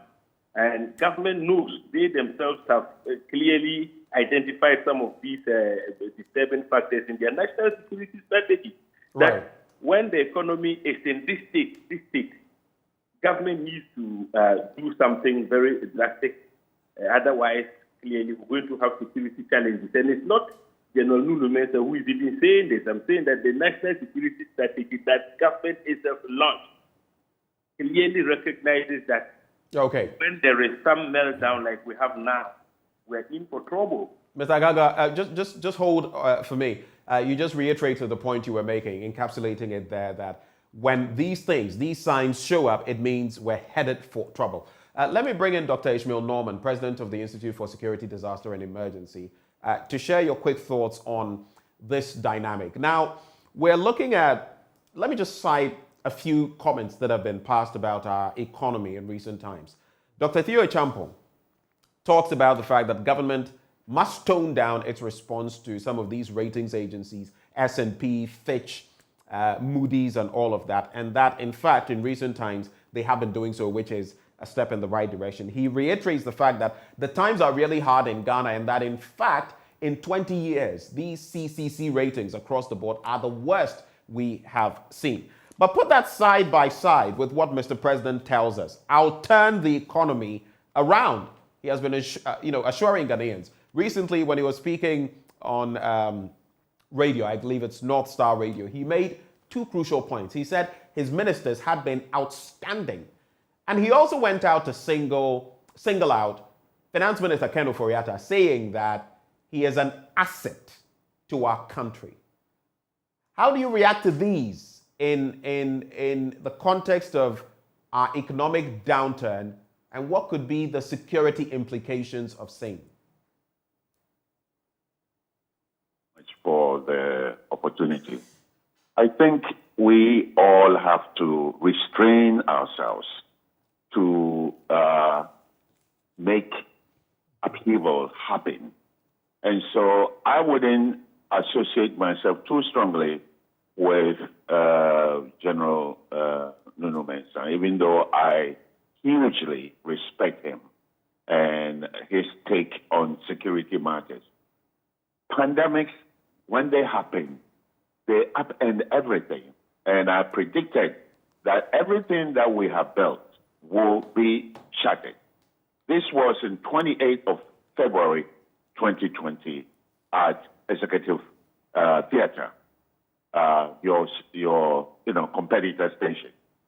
I think the world didn't understand the implications, how pervasive it will be within the economy, how intrusive it will be. So now that we are confronted with the reality of the post-pandemic, or maybe the lowering of the incidence and the prevalence of the disease of COVID-19, we are beginning to understand that most countries were not prepared. The economic downturn can be blamed partly on that and partly on inefficiencies of the government. And I agree with you that the government should tone down its defensive posture because it doesn't help the situation. If the government appeals to us that we didn't understand the implications of the pandemic on the economy. If I may briefly, we have seen different countries weather the storm of COVID-19 and the Russo-Ukrainian war. In the United States, where you would, for example, because sometimes we cite them, where you would say that, well, they're also experiencing inflation. It has moved from 2% to about 8%. But at the same time, they are employing record numbers. Their unemployment rate is one of the lowest we have seen in a long while. That cannot be said of Ghana. So the dynamics are pretty different for different countries, different strokes for different folks. How then can we say, because even the World Bank has said that we did not get certain things right, even before COVID, and now we're paying the price. So is it not a right call then? Well, I don't think we like to see mayhem. I don't think we like to see coup in this country. I don't think that is what the general is suggesting. No, I'm saying that some people actually want to see that. And it will be unwise for us to go in that direction because it will basically send Ghana maybe 50 years. So we don't want that. What we want is that we have to put our heads together and rebuild this economy. Unfortunately, our government doesn't appear to listen to good advice. For somebody like Kojo Impiani to say that, Honorable Kojo Impiani, to say that government should listen, Professor Adai mentioned to say that government should listen to business, to the manufacturing class, the banks, the SMEs. If government is not listening to us, then this government has a huge arrogance problem, which I don't think is not because they don't want to listen, but I think they are overwhelmed with the quantum of advice that is coming from all corners almost every single day. So let us humble ourselves, all of us, give government a little bit of leeway and see how the whole thing is going to pan out. Because government says, the president said, we can bring back the economy, but we cannot bring back one single dead person. I believe there's some reality to it. And recently, Kwabena Japan said, even though government says we are broke, they are still doing projects, they are still finding money to do A, B, C, D. So all of these things are germane to the conversation, and you have to look at it holistically. So for me, when I look at it holistically, I do not think that Nana Akufo-Addo will sit idle and let this country collapse. I do not think so. Let me quickly ask you, especially as you bring in Kwabena Japan, former General Secretary of the NPP. He's been saying a lot recently, and maybe contrary to what you're suggesting. He also says, for example, let me quote him here, in a recent interaction with Kesben TV. He says, inflation is over 32%, so we're in dangerous territory. So the only major thing the president can do is to arrest the situation and clear out the managers of the economy. He has spoken on this platform, Joy News, and spoken about the fact that he feels the finance minister, Ken Ofori-Atta, should resign. That has been re-echoed by Kojo Impiani, among others, so many industry watchers. Is that a stance you agree with, especially when the president says the finance minister is a national asset and that no reshuffle will happen? I actually respect Honorable Kwabena Japan, and what he has said is a fact. He's not making it up, and that inflation has gone up that high. However, this thing didn't happen overnight, and so we cannot solve the problem overnight. So let's give the presidency some time. Also, you have to remember that the finance minister is his relative. It's very difficult to get nasty. That's why the law doesn't allow related persons to work in, one office or whatever, because it's very difficult to reprimand them, to punish them, and even to sack them. And the president is faced with this huge, dynamics. If you sack your own cousin or when you go home, what happens? What is the family's reaction going to be? Don't forget that we didn't start off with an economy that was high-performing. This was a badly functioning economy. It's been like that for a very long time, manufacturing hovering between 4% and 10%. So when you are confronted with issues like that, everything falls apart, and you have to rebuild everything from the ground up. And that is what I think they are trying to do. And that's part of the reasons why the president doesn't want to reshuffle, because he knows the people were there when the problem started, and they probably understand it better than the new crop of people. So if I change them, then I'm going to have to, educate those guys. But these were part of the cause of the problem, and they should find the solutions. I think it's a wise decision. Sometimes because of our feelings for quick resolutions of issues, we don't have the patience to let things happen. Quickly on that, right before I let go of you. So there's a saying that if you always do what you've always done, you'll always get what you've always got. That appears to be the situation with Finance Minister Ken Ofori-Atta. And are you suggesting that there's any paucity, lack of brains, the men, so to speak, in the MPP to man the economy. The likes of Dr. Makasibe Yeboah, himself a former member of the Finance Committee of Parliament, have taken on the finance minister and some of the things he has said and the actions he has, put across as far as being in that office. So I do not get that tangent. First of all, it smacks of nepotism, family and friends, and so because of that, it is difficult to set these people aside. But like Kwabene Japong says, you can't let the same people who have driven us to this stage to remain in office. Do you disagree? Very quickly on that. I don't disagree, but we all want a paradigm shift. But it should shift into the hands of who? We really don't have the men per the selection that the president has made in the past. We don't have the men per the president's selection. It should shift to whom?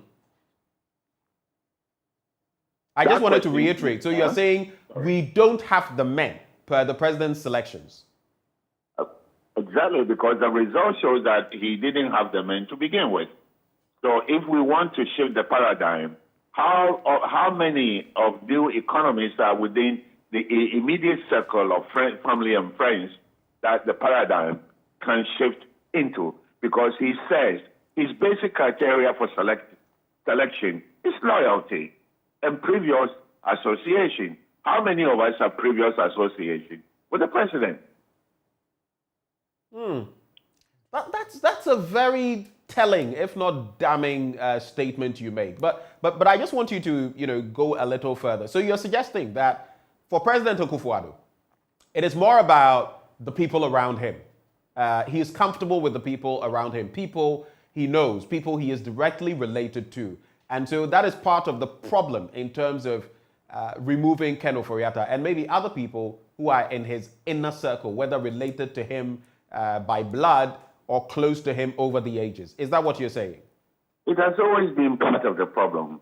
However, COVID has actually blown it in a big way, amplified it in a big way. And so we are all questioning, why can't the president step out of the box and select people he's not familiar with, who are not related to him? Because this president chooses people that are actually related to him, and he does it openly without apology. So he needs somebody like Honorable Ken Ofori-Atta with that kind of experience. Unfortunately, Honorable Ken is not the flavor. He's not the flavor of the month or the year. And is there another person close to the circles of the presidency that can fill in that space? Probably the answer is no. Just to clarify, did you say he's not clever for the job? I didn't quite get that. No, I say he's not flavor of the month or probably the year. Right. Oh, he's very clever. I would never look down upon the skills of Ken Ofori-Atta. I can never do that, ever. He's very smart. Right. Just that things are not working for him no matter what he does. And sometimes it happens. And because of COVID, because of the Ukraine war, and the high rise of cost of petrol and all of that, it's making things very difficult. Right. This all goes to the point that our economy was not a well-functioning economy, period. Period. Thank you. We'll hang it there, Dr. Norman. Thank you so much for joining us this morning. You're most welcome. All right. We introduced Dr. Ishmael Norman to share these thoughts. We'll come to the other guests who are already with us. Dr. Akakpo, a lot has been said since your initial bite, and especially with Dr. Norman talking about the fact that, look, the president's, basically what he's saying is the president's hands are tied. Because guess what? It's a family and friends situation. He likes to have family and friends around him. And in this instance, he doesn't see that the president, Nana Addo Dankwa Akufo-Addo, will have the guts, the temerity to sack Ken Ofori-Atta. Because guess what? They are related. And full stop. That is it. How do you react to that? I mean, that's a serious indictment. If I accept the argument he's making. Do you not accept it? Well, so far he has thrown his support behind him. Of course, the basis for his support I don't think he alluded to the fact that he's family. That's why he's keeping him. Publicly, his argument is that the ministers are performing. He's But an they are asset. outstanding. They are outstanding. He's an asset. And therefore, based on his own evaluation, he doesn't think that he needs to move anybody around or he needs to remove his finance minister. But I would also think that given all the current challenges that we are facing, that perhaps he could respectfully rethink that position. So nobody is indicting the Honorable Finance Minister for us, Dr. Ishmael said, I'm not saying he's not a clever man, he's not a smart man, right? But I think sometimes in governing, it's both a science and an art. The science part is, the actual policies, procedures, decisions that you make in terms of the everyday governing. But the art part of governing is how you deal with public perceptions, how you factor in public input, and how you also deal with the politics of governing. I have said, in conversations with friends that sometimes a reshuffle does the art part of governing, which is you shake up the team. You never even know some of the dividends that you can buy in terms of goodwill from the public. When they see actions like that, move. And the reshuffle doesn't even mean fire people completely. Sometimes it may even mean that move them around.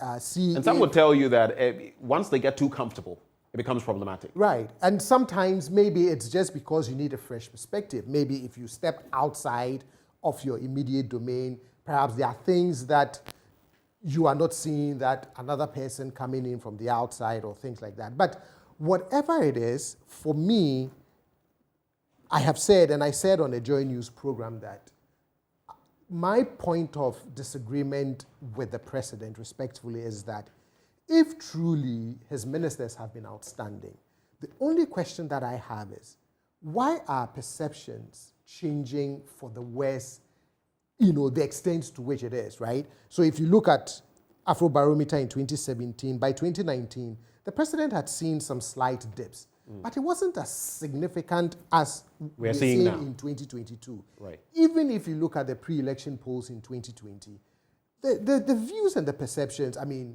almost 7 out of 10 thought that the president was managing the economy well. Right. He scored high on managing COVID and all of those things, right? So you ask yourself, in the last 2 years, what has happened that even in an area like education, right, with the signature free SHS policy, and all that, only 3 out of 10 Ghanaians are saying the government is addressing the educational needs of Ghanaians very well. So for me, those are some to the point where his credibility rating among the people has dipped to the worst in the Fourth Republic. That is telling. Yes, so I look at all of those things, and those are the signals that I look at and say, how do you actually get, His Excellency to rethink his position on this issue of, even if it's not a reshuffle, but at least to recognize that there is a serious change in perception of how he and his government is performing, and what does that mean for decisions like the key players in his administration, and whether he needs, that reshuffling, some new faces, new energy, fresh perspective on some of the key challenges that we are facing. If all of those indicators looked right, then I would agree that, I don't have to worry about a reshuffle. But all of the indicators are pointing to the fact that things are not going well, unless again he trusts the same people to be able to help him turn things around. But he's the only one who can truly explain. Anyway, like he said, he's the appointing authority. He thinks about it, but he believes that they are doing an outstanding job. But the indicators say otherwise. So I don't know. Unless maybe, again, this is the team that would help turn things around. Do you believe this team, from what you've seen, very briefly, do you believe this team can turn things around? No, I think some new faces would do. Okay. Some new people in key portfolio areas would help. Like which ones? Finance Ministry? Yes. Finance Ministry? Yes. I think some fresh eyes and perspective in there will be helpful, particularly as we go into the IMF bailout program. Let me rope in Professor Enning right before I come back to you and we change the tenor of the conversation. Okay, so we'll get Professor Enning back, but let me put this question to James Agalga, and it's a question that I want you to be brutally honest on, because we faced it during your administration, during this administration, and I'll come back to Doc on that as well. It has to do with this bit about family and friends in government, as espoused by Dr. Ishmael Norman. And, you know, how exactly do we deal with this situation beyond expecting the leader to be morally upright or to do the right thing? Because time in, time out, time and again, we've said that, oh, it's family and friends. Mahama was accused of it. Akufo-Addo is being accused of it. But what do we do? Is it from the policy angle? Should we bar, so to speak? Is it practical to do so? Leaders from appointing family members, should we leave it open? What are the stop gaps that we should put in place to stem the tide of saying? What is your take on that? But we need to be very candid with ourselves. When Mahama was accused of running a family and friend government, the question we asked at the time was whether there was any basis or foundation for anybody to make such a statement. Look, at the time when Mahama was accused of running a family and friend government, those of us who were in his administration and were of northern extraction were all lumped together and treated as family of President Mahama. So I remember, I was listed as part of the family of President Mahama, even though my ethnicity is Bulsa. President Mahama's ethnicity is Gonja.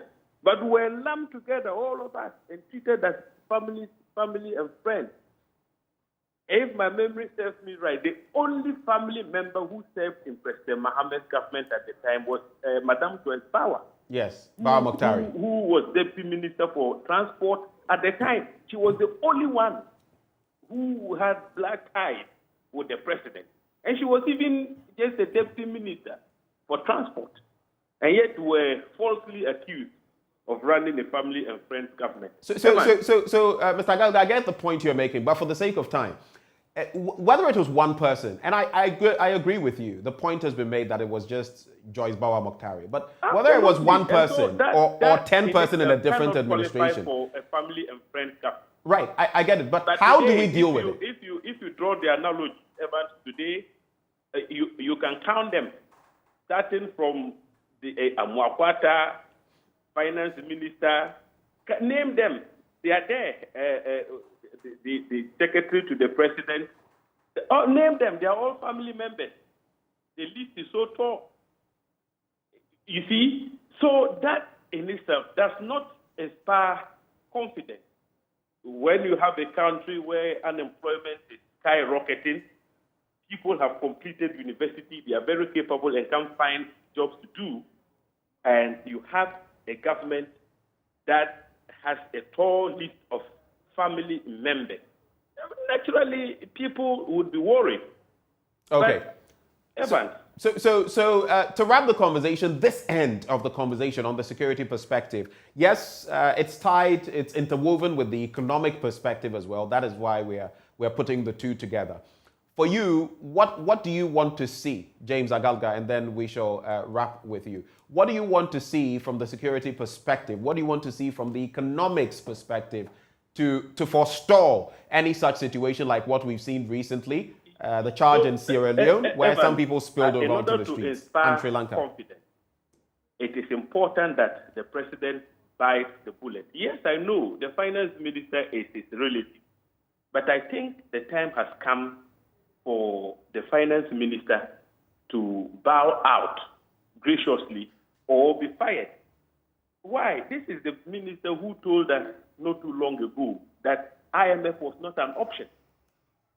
But today he's ended up taking us to the IMF. Okay. How possible is it that that same person can look into the eyes of the officials of the IMF and negotiate a package for this country that will take us out of the book? So Ken Ofori-Atta must leave the scene and allow a new face to lead the negotiation at the IMF.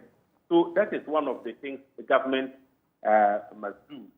Secondly, and maybe to wrap, government reaction and commentary on current happenings must be circumspect. People are suffering. People are dying as a result of the economic meltdown in our country. But if you listen to the way government officials continue to speak to the issues, the government's wasteful expenditure, look at the presidency, the number of staffers we have at the presidency.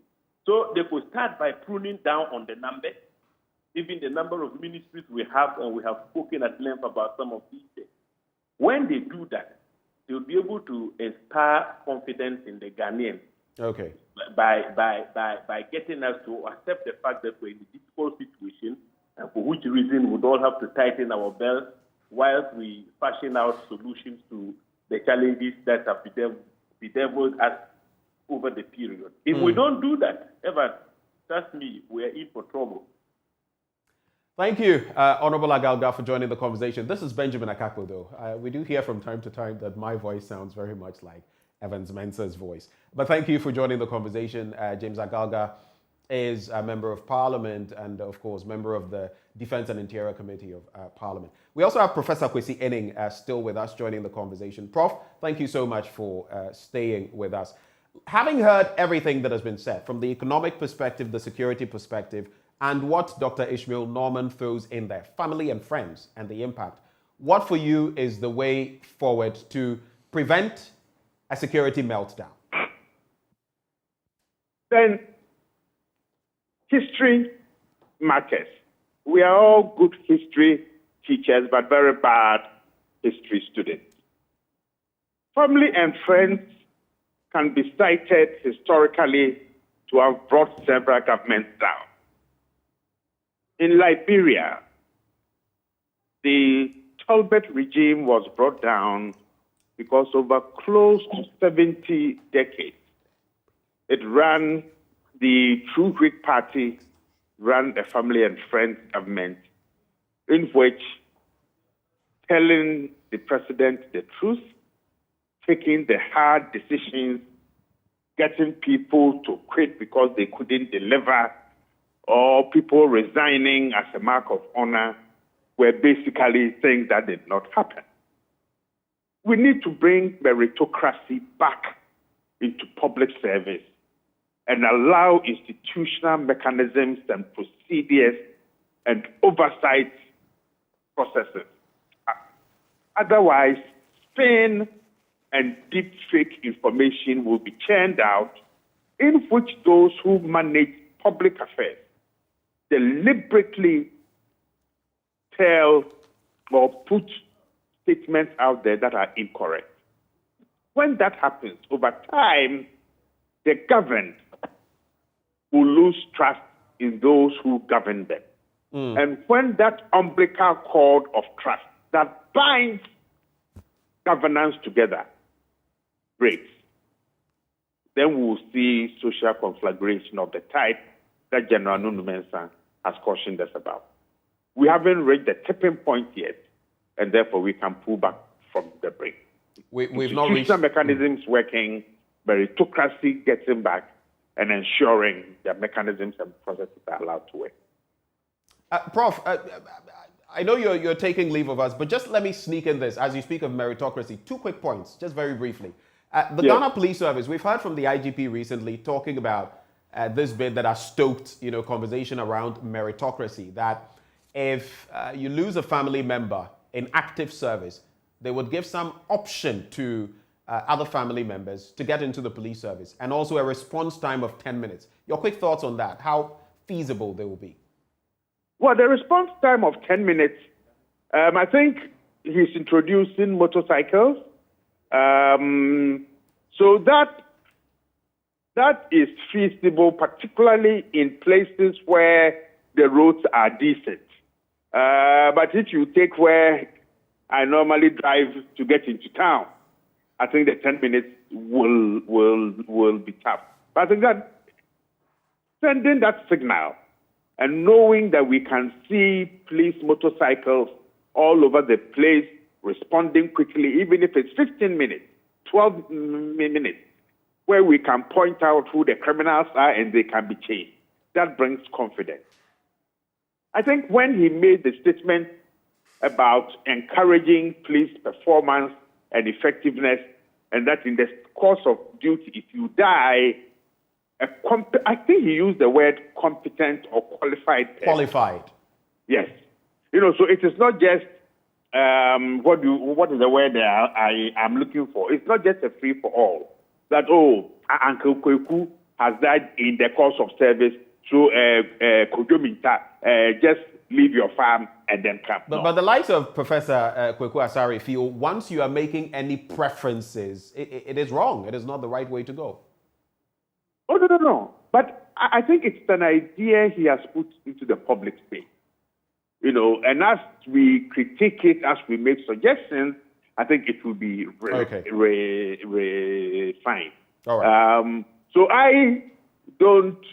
it is not the preferred way to go, but I think he's put it out there. Let's look at it. Let's discuss it. Let's give him some new ideas. Because all that we are looking for is an effective law enforcement, service that delivers, the public protection and the private protection that we are looking for. Professor Enning, thank you so much. We are immensely grateful for your time this morning. Professor Kwesi Enning of the Kofi Annan International Peacekeeping Training Center. Before I take your wrap-up comments, Dr. Kwapong, I want you to listen to the second portion of what Brigadier General Nunu Mensah says. Let's just listen to this.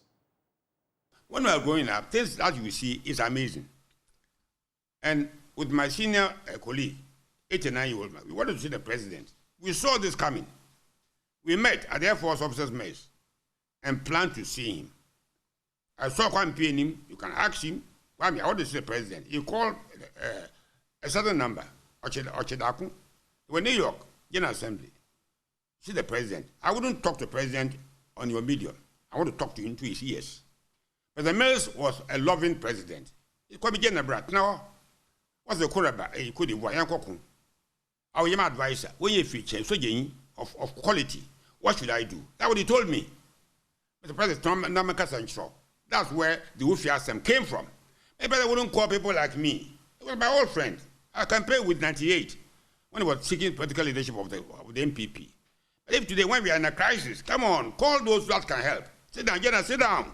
What should you do? The country is sinking. We are on board the boat. The boat that sank in Tama. We are sinking. I dream about that. If the president won't call me, I wouldn't talk to the president on your medium. I wouldn't talk to him to his ears at the Flagstaff House.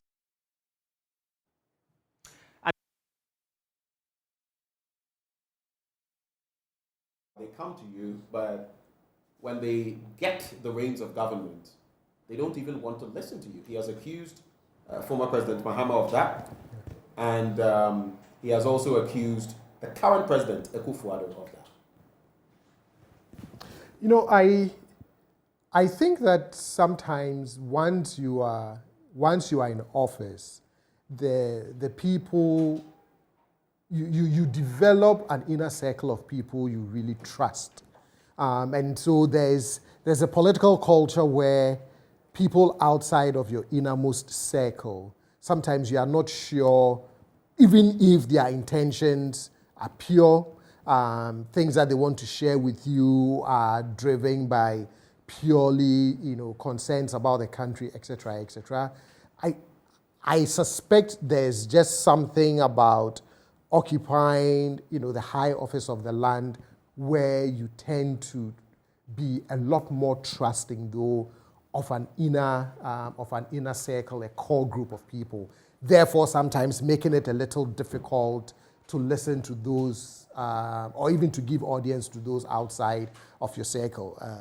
Maybe intermediaries can broach some of those things, or you can, find a way to sieve through the advice that comes through from external, entities, even people who may previously have been, your colleagues or your friends. So it's a challenging thing. I don't know what it is about. These are just my speculations about probably what the holding of office does and who you end up truly trusting. So I think there's an element of that. People could be very well intentioned, but I think holding power makes you, changes the trust dynamics, for you and who you want to bring closer. And as far as you are concerned, just to rehash what you said, basically these are turbulent economic times, but they will not result in a security meltdown. No. Okay. Well, let's move the conversation a notch further as we take a look at what it would take to reform or transform our economy. There have been some suggestions that have come to the fore, and foremost among them, that put forward by Dr. Steve Manteau, formerly of the Public Interest and Accountability Committee. Now, he's had a lot to say. He's put that on social media, and you can see it on your screens currently. We have him joining the conversation. Right before I get to it, let me just welcome him aboard. Dr. Steve Manteau, a very good morning to you. Thank you for joining the conversation. My pleasure to join your discussion. Great. So we're going to walk through that 17-point list, and then we're going to cut into each one of them as much as possible to find out how practical they are and how germane they are to resolving our economic situation. So you put out just a few days ago, still, and this is a reiteration of a point you've made, my 17-point homegrown strategy for getting Ghana out of its current difficulties. 1, cuts the size of government to 50, not more. 2, abolish all deputy director positions created in the SOEs and parastatals after 2017. 3, reduce the number of presidential staffers. 4, make free SHS progressively free. Parents must pay for feeding if they opt for boarding. 5, convert teacher trainee and nurse trainee allowances to students' loans. 6, restore road tolls, but this time collect upfront, incorporating it into roadworthy collections. 7, abolish the e-levy to grow Momo business and tax the telcos for the resulting growth in income. 8, prioritize the APFA expenditure to focus more on job creation and access to clean, affordable energy. 9, stop further disbursements to the National Cathedral. 10, abandon the Ejapa nonsense, as you put it. 11, implement the tax exemption law. 12, undertake lifestyle audits for tax purposes. 13, show greater commitment to fighting corruption. 14, remove ministerial discretion on capping of the stabilization levy to grow the fund. 15, restore distribution service charges at charge 2 in the electricity tariff formula. 16, implement measures to stem illicit financial flows. And 17, very interesting, abolish ex gratia. You are co-chair of the Ghana Extractive Industries Transparency Unit. How did you even come by this entire list that you've put forth, 17 points? What made you put together this list? Right, thank you very much, Benjamin. I've had the opportunity of working in various sectors of the national economy through my work with ISODEC. Of course, I guess we know that the acronym ISODEC stands for Integrated Social Development. And so we approach development from a multifaceted perspective. And so that exposure gave me some good understanding of national economic management. Let me make the point that in economic management, there are 2 fundamental factors to consider. One is revenue, how you raise revenue to finance development. And raising revenue to finance development is not just about loans, it's not just about borrowing, because as you borrow, you should understand that there is a cost to the borrowing, and that can erode. If you don't apply the borrowed monies properly, that can erode any intended benefits. And so one of the things that I believe we can do in terms of revenue generation, this actually stems from my own experience in working, for instance, in the mining sector, but also working on economic policy issues. First and foremost, look at the gold sector. We take our raw material gold and ship them outside the country. Now, the returns on that kind of shipment is not actually anything to write home about. Now, our minerals and mining are the regulations actually provide that we can take our mineral royalty either in cash or in kind, and I mean raw material gold. So, but then over the years, we have opted to take our mineral royalty in cash.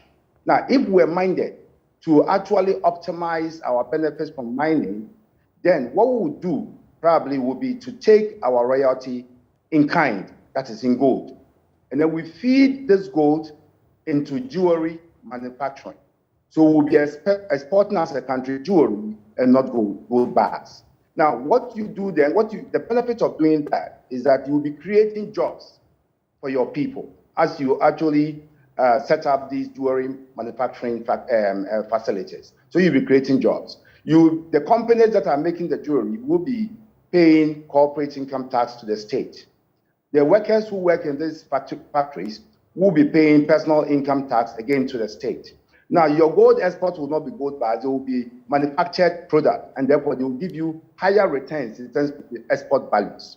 And so when you do that, then you are actually mobilizing resources domestically to finance your development.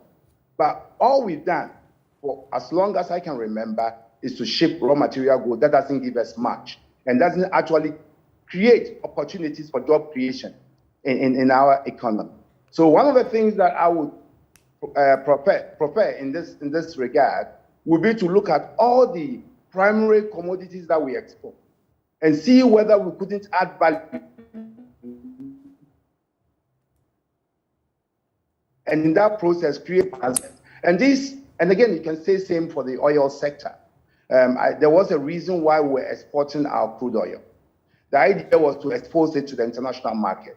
10 years on, we have exposed our Jubilee crude enough to the market that it's gained some recognition. Perhaps time has come for us to look at the possibility of adding value, maybe refining our oil prior to export.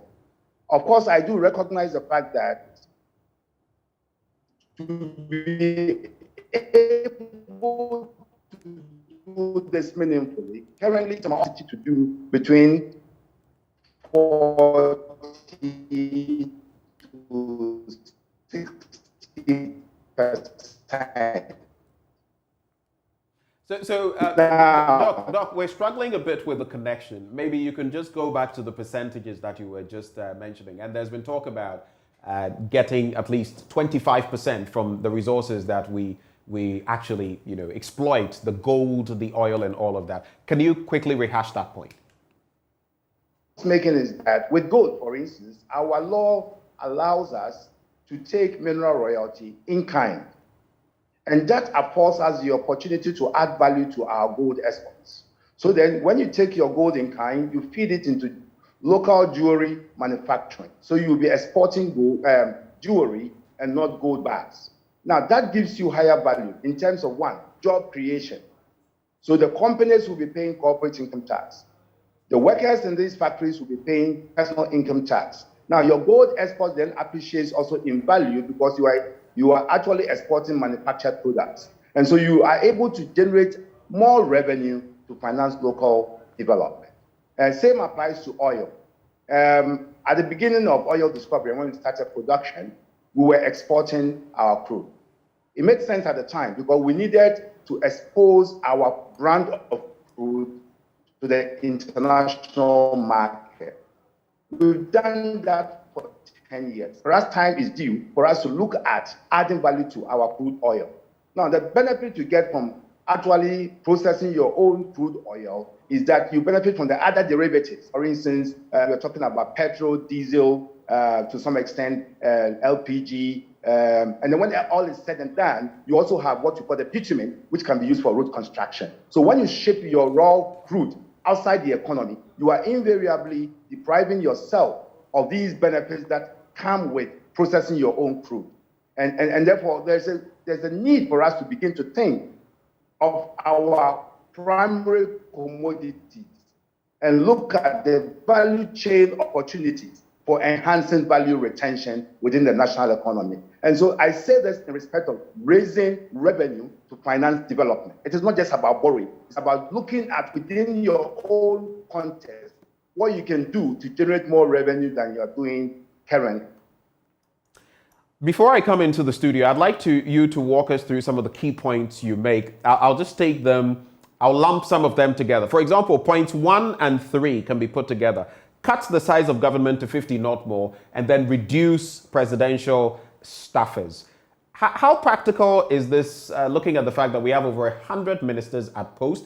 We have, deputies at the SOEs and all of that. And then we have the, wide case of presidential staffers, which we've added on to now. The explanation would be given that some have moved from different sectors and now fallen under the presidency. How do we go about it?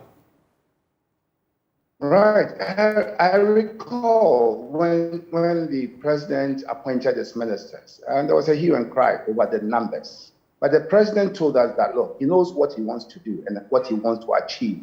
And so we should wait, and that the results or the output would justify the huge numbers. Now, we come a full circle, and we know that the numbers have not justified what themselves, actually, because in spite of the large numbers, we have ended up in a situation where we are needing IMF support.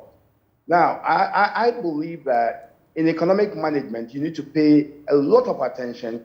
I mentioned earlier the revenue side, but you also need to pay a lot of attention to the expenditure side. So if your revenue cannot take care of your expenditures, the rational thing to do is to reduce your expenditures.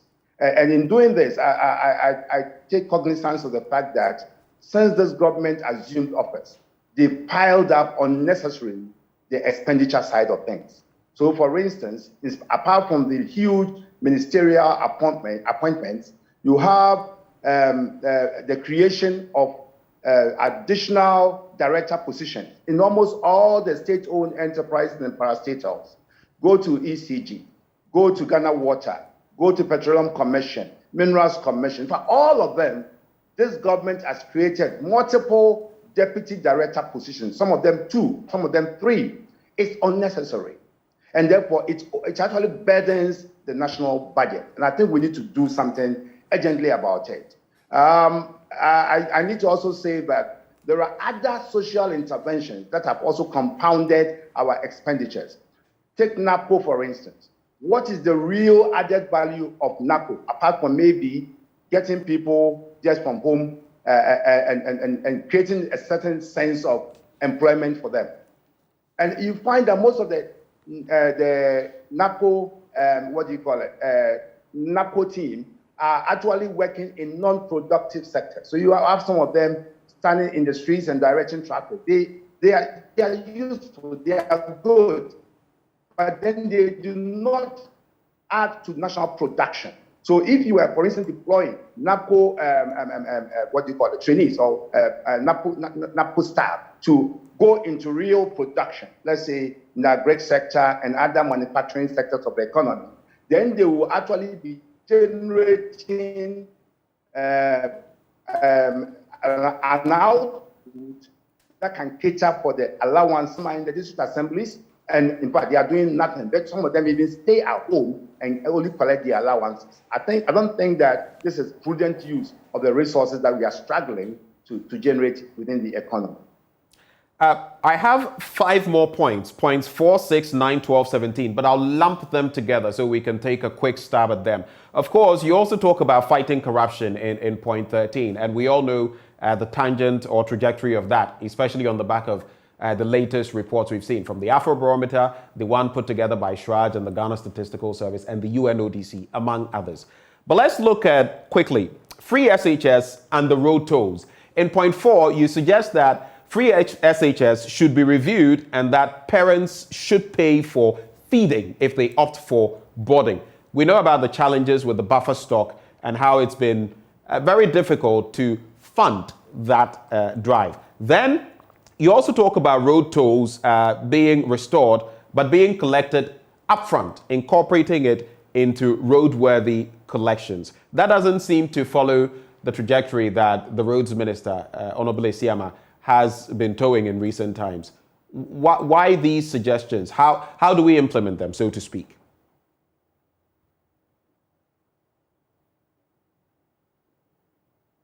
Hello, Dr. Manteal.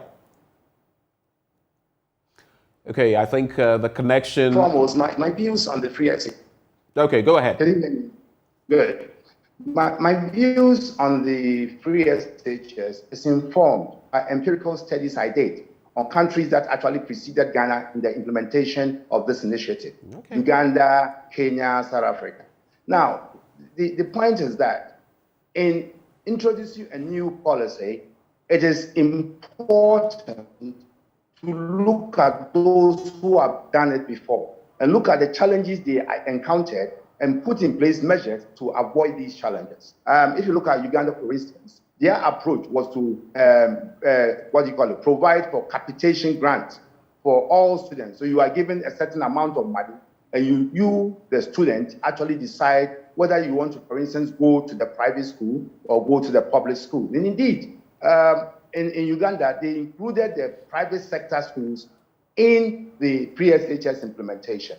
The money was to take care of fees and stationery, and that whatever the money could not cover, parents only top up. And that was what they did. But even that, given that the Uganda did not have much of natural resources to boast of, they depended largely on donor financing. So the development grants that were given by their bilaterals and the multilateral development agencies actually complement whatever shortfall there was in the implementation of the initiative. Now, there were times when, because of the over-dependence on donor funding for the project, and the delay, sometimes these monies did not come through at all. It led to a certain poor implementation of the issue. There were times when school reopened and students would be at home because the donor component of the funding had not come through. And so when we decided as a country to actually make the oil sector contribute substantially to the implementation of the free SHS, I became worried. I became worried because of the volatility nature of oil revenues on our budget. And so I thought that we needed to broaden the strength. At the time when we started free SHS implementation, Cocoa Board alone was actually catering for about 13,000 Ghanaian students in secondary school, which was a form of free SHS for those beneficiaries. I thought that if we had been mindful to think through sustainability of the initiative, we would have created a pool of funds, which will include whatever Cocoa Board was using to finance these 13,000 students. Again, most of our corporate bodies, for instance, Unilever, Cosmos Energy, Tallow Energy, name them, Goldfields, Newmont, they all had scholarship programs for their their host communities. So we could have spoken to them and harness all this into that common pool. When you do that, then you don't actually put all the burden on oil and taxes. You broaden, so the contribution of each revenue stream will be minimal, such that when it fails to come through, it wouldn't impact substantially on the implementation of the program.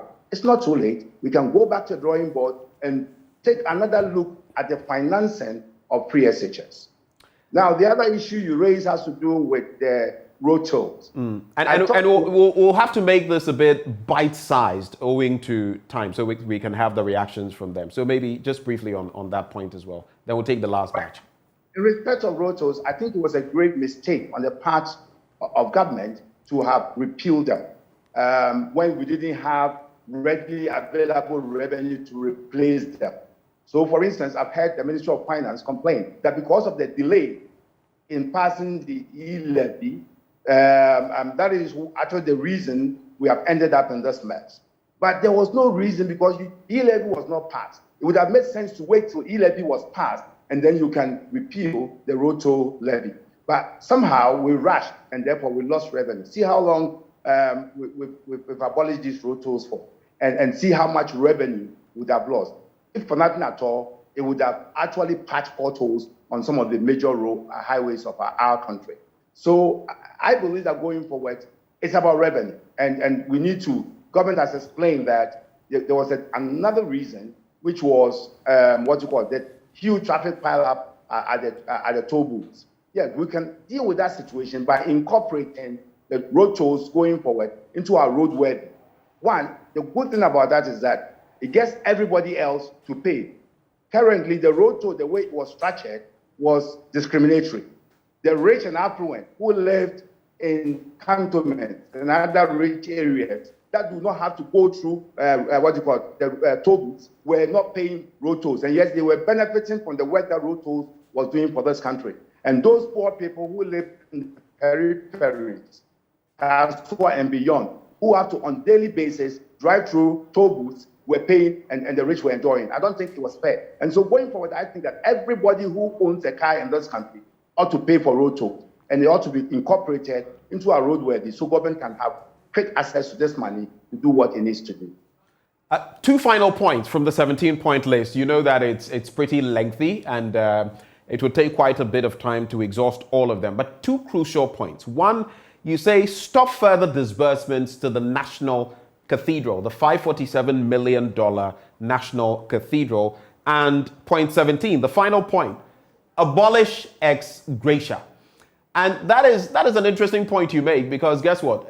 Kenya, for example, just had its presidential and other elections, gubernatorial elections, among others. And Uhuru Kenyatta, when he leaves office, is going to get many millions of Kenyan shillings by way of ex gratia. In fact, they have bigger packages in Kenya. Some have argued that that makes ours a drop in the bucket and we shouldn't be crying so much about it. A quick reflection on these two matters, and then I'll have Dr. Kwapong come in with his own assessment of them. Well, you find that these generous packages given to our political elite in our part of the world were for a purpose. Right.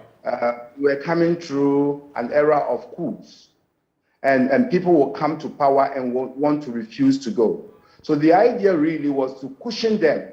And the fear usually was about what would I do and how do I sustain my quality of life beyond my current political role.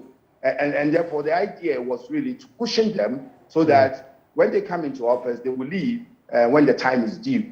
That is at the very top level. And that actually trickled down to those we call the Article 71 holders. These are all a function of our 1992 Constitution.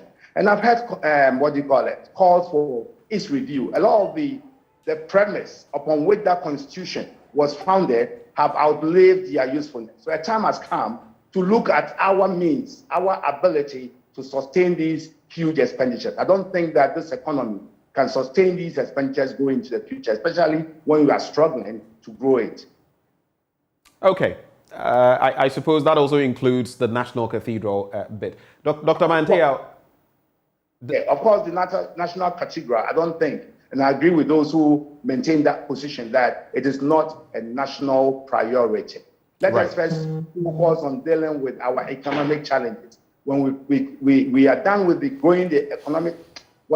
with the economic challenges, and we grow the economy, we'll be able to do the National Cathedral at ease and with little adverse impact on the rest of us. Should it come from the state's kitty? It should not. Okay. I think that, and in fact, by the nature of its incorporation, we know it's a non-governmental organization. And therefore, I cannot see how you use governmental resources to finance non-governmental projects.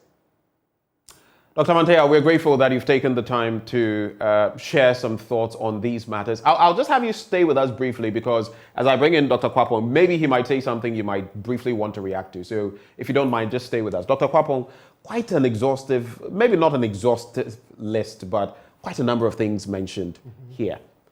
What is your reaction? I've spoken to him, for example, about trimming down the size of government, free SHS, and what his suggestions are about the road tolls, and now about ex gratia and the National Cathedral.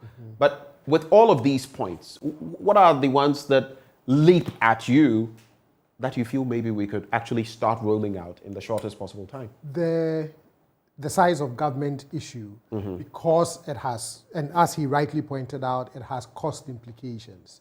So I know that whenever the conversation about the size of government comes up, besides the cost, there's also the efficiency and the capacity issue. Well, how many hands do I really need to be able to deal with all of the issues and challenges that the country faces, etc., etc.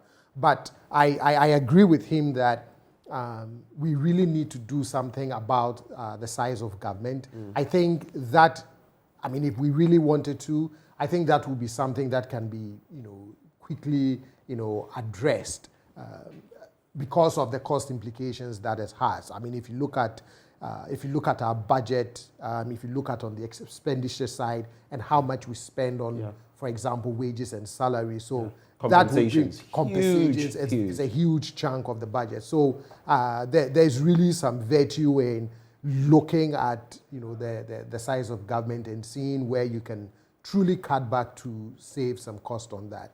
I like the idea of the tax exemptions as well. And I think, if I'm correct, Parliament eventually has passed that tax exemptions bill. The bill, right. The bill, I think, right. So if you could regularize it, because that also has revenue implications, for the state, in terms of, where do you cap it, where don't you cap it, how much are you losing, how much do you make sure that you don't continue losing, but at the same time, what sort of tax exemption regime can you put in place to also ensure that you're attracting both domestic as well as foreign investments in key sectors of your economy.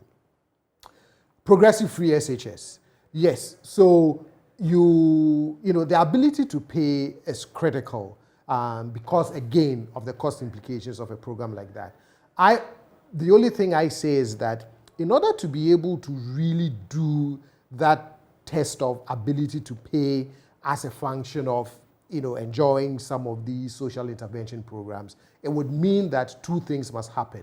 We must all truthfully report our income that is used to determine our ability to pay, but also government has to be in a position to be able to verify the truthfulness of what we respond, right? So if it says, okay, you opted for boarding, but your income is only 1 cedi, therefore you qualify, versus, well, your income is 100 cedis, therefore you don't qualify. But how do we make sure that if I'm earning 1, I'm truthfully reporting 1, or if I'm earning higher, I'm not reporting something lower just because I want to enjoy that social intervention benefit. So again, ex gratia, that's a really tricky one. My older brother would say, turkeys don't vote for Christmas. So the very people that you are asking to are the very beneficiaries. Are the very beneficiaries of it. So that would be a little more challenging.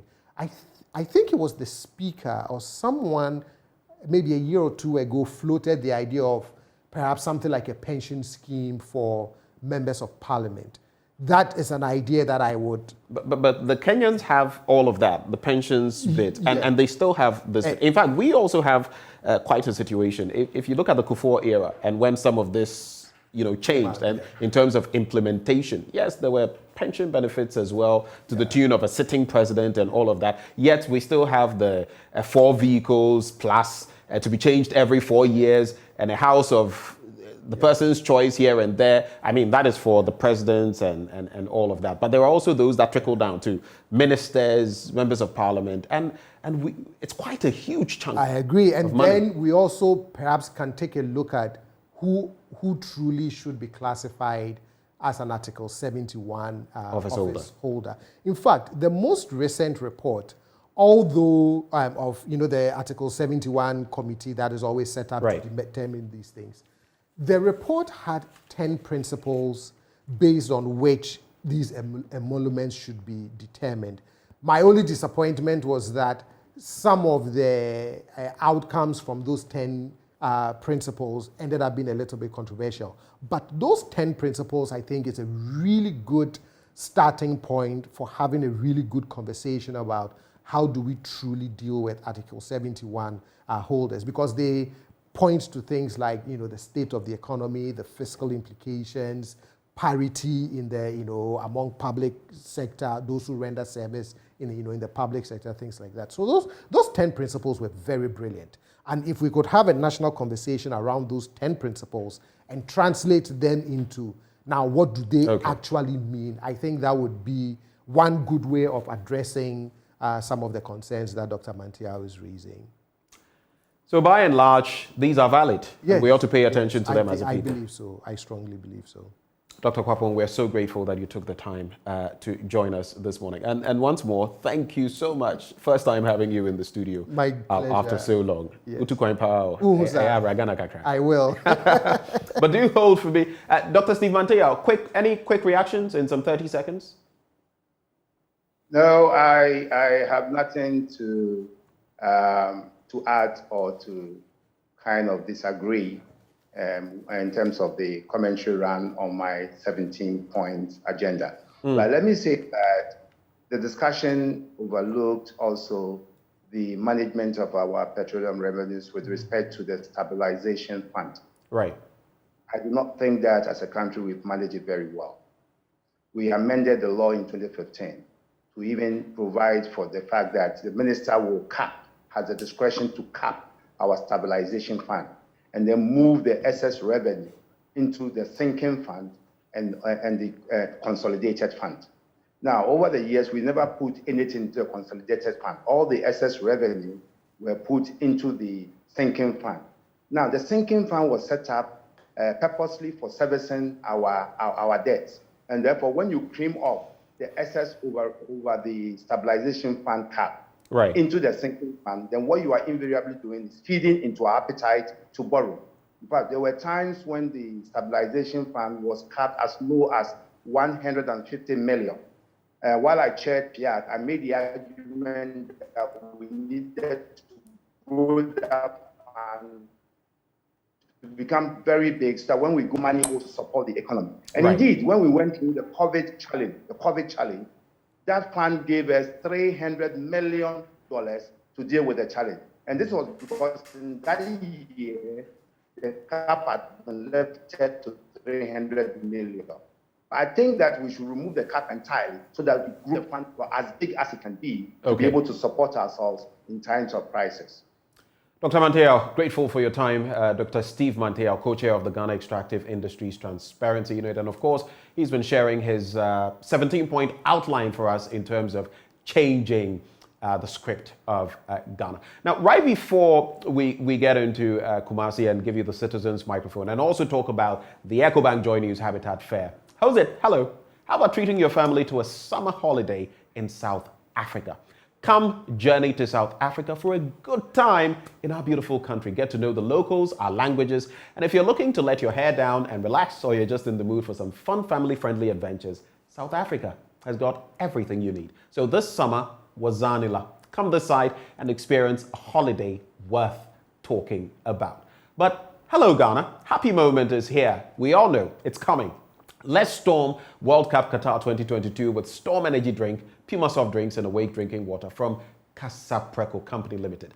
All you have to do, buy your favorite Storm Energy Drink, Puma Soft Drinks and Awake Drinking Water, text the 4-digit unique code on the number of the bottle to short code *780#, choose option 2 and follow the prompts on all networks for free.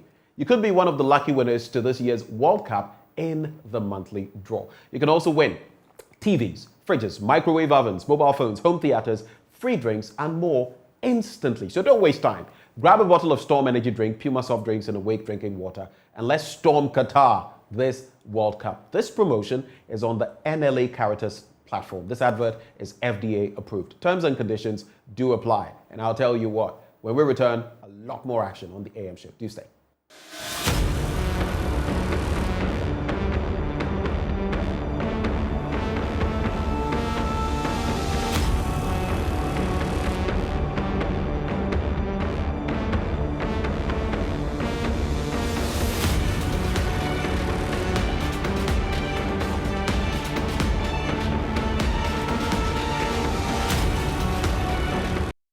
Hi there, thank you so much for staying here on the AM show on the Joy News channel.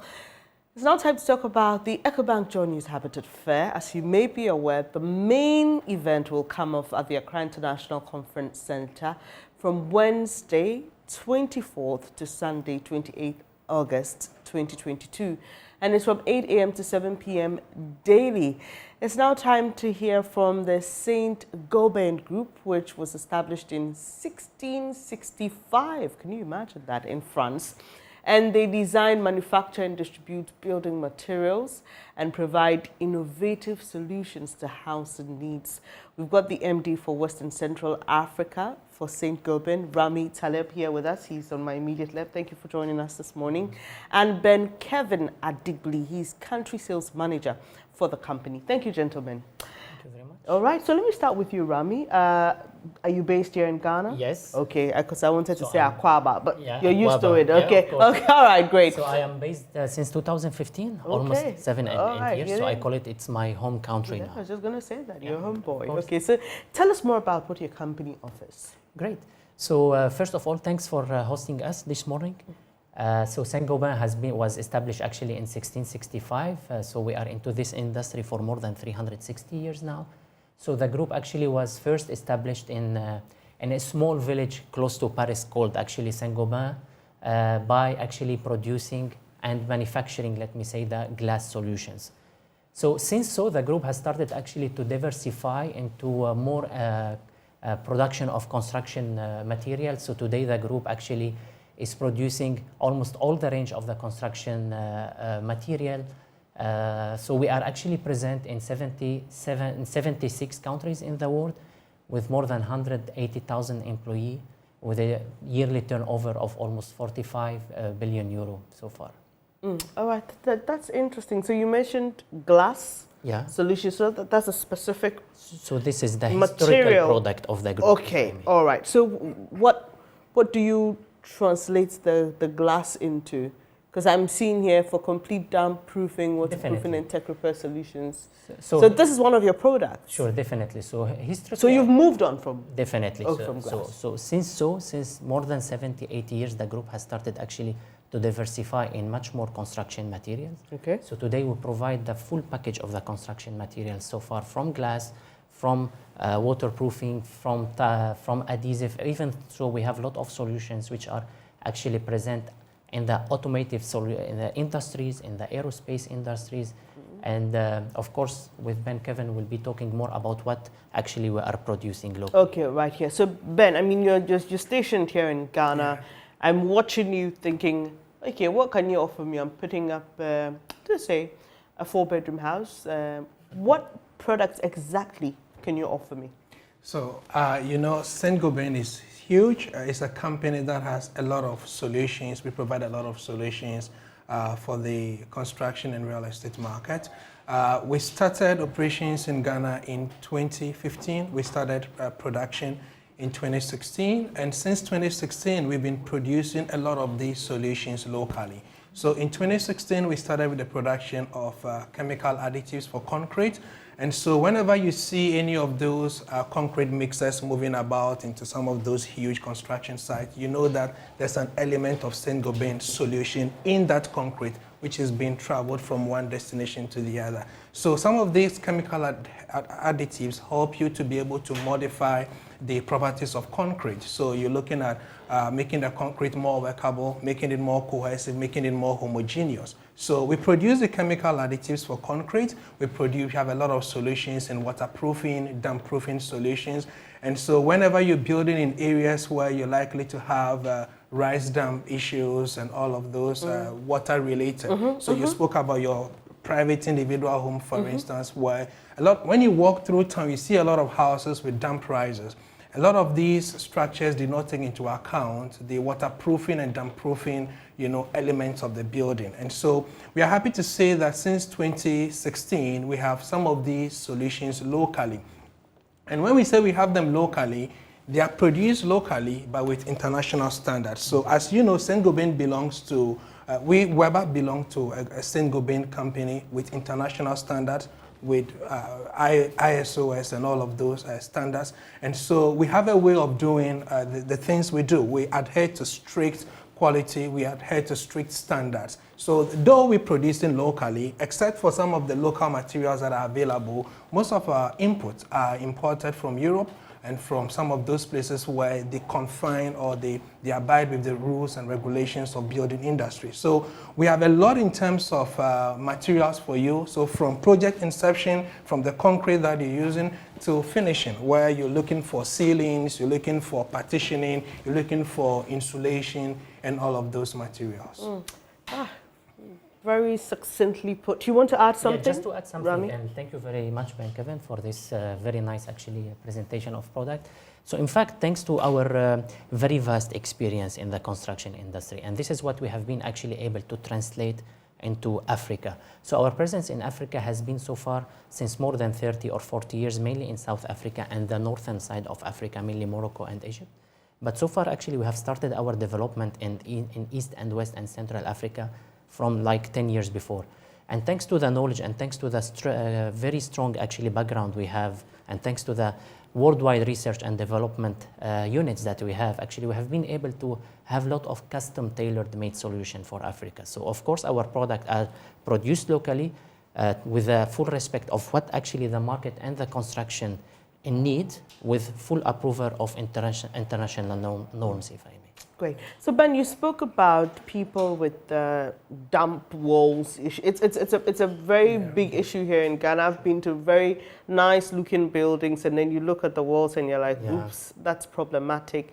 So beyond the products you offer, do you also do assessments? Can you visit a client's project site and give them advice, and based on that tell them what products they should go for? Sure. I mean, that's exactly how our setup is. So we have a lot of expert guys in the field who are visiting project sites on daily basis.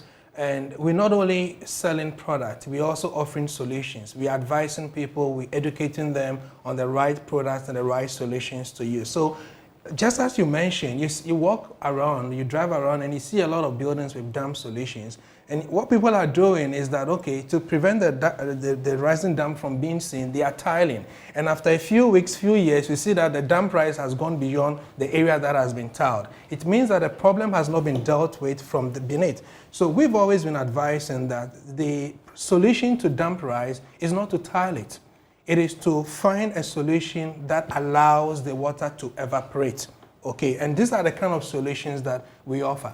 No matter how much tiling you want to offer, you can tile up to the roof.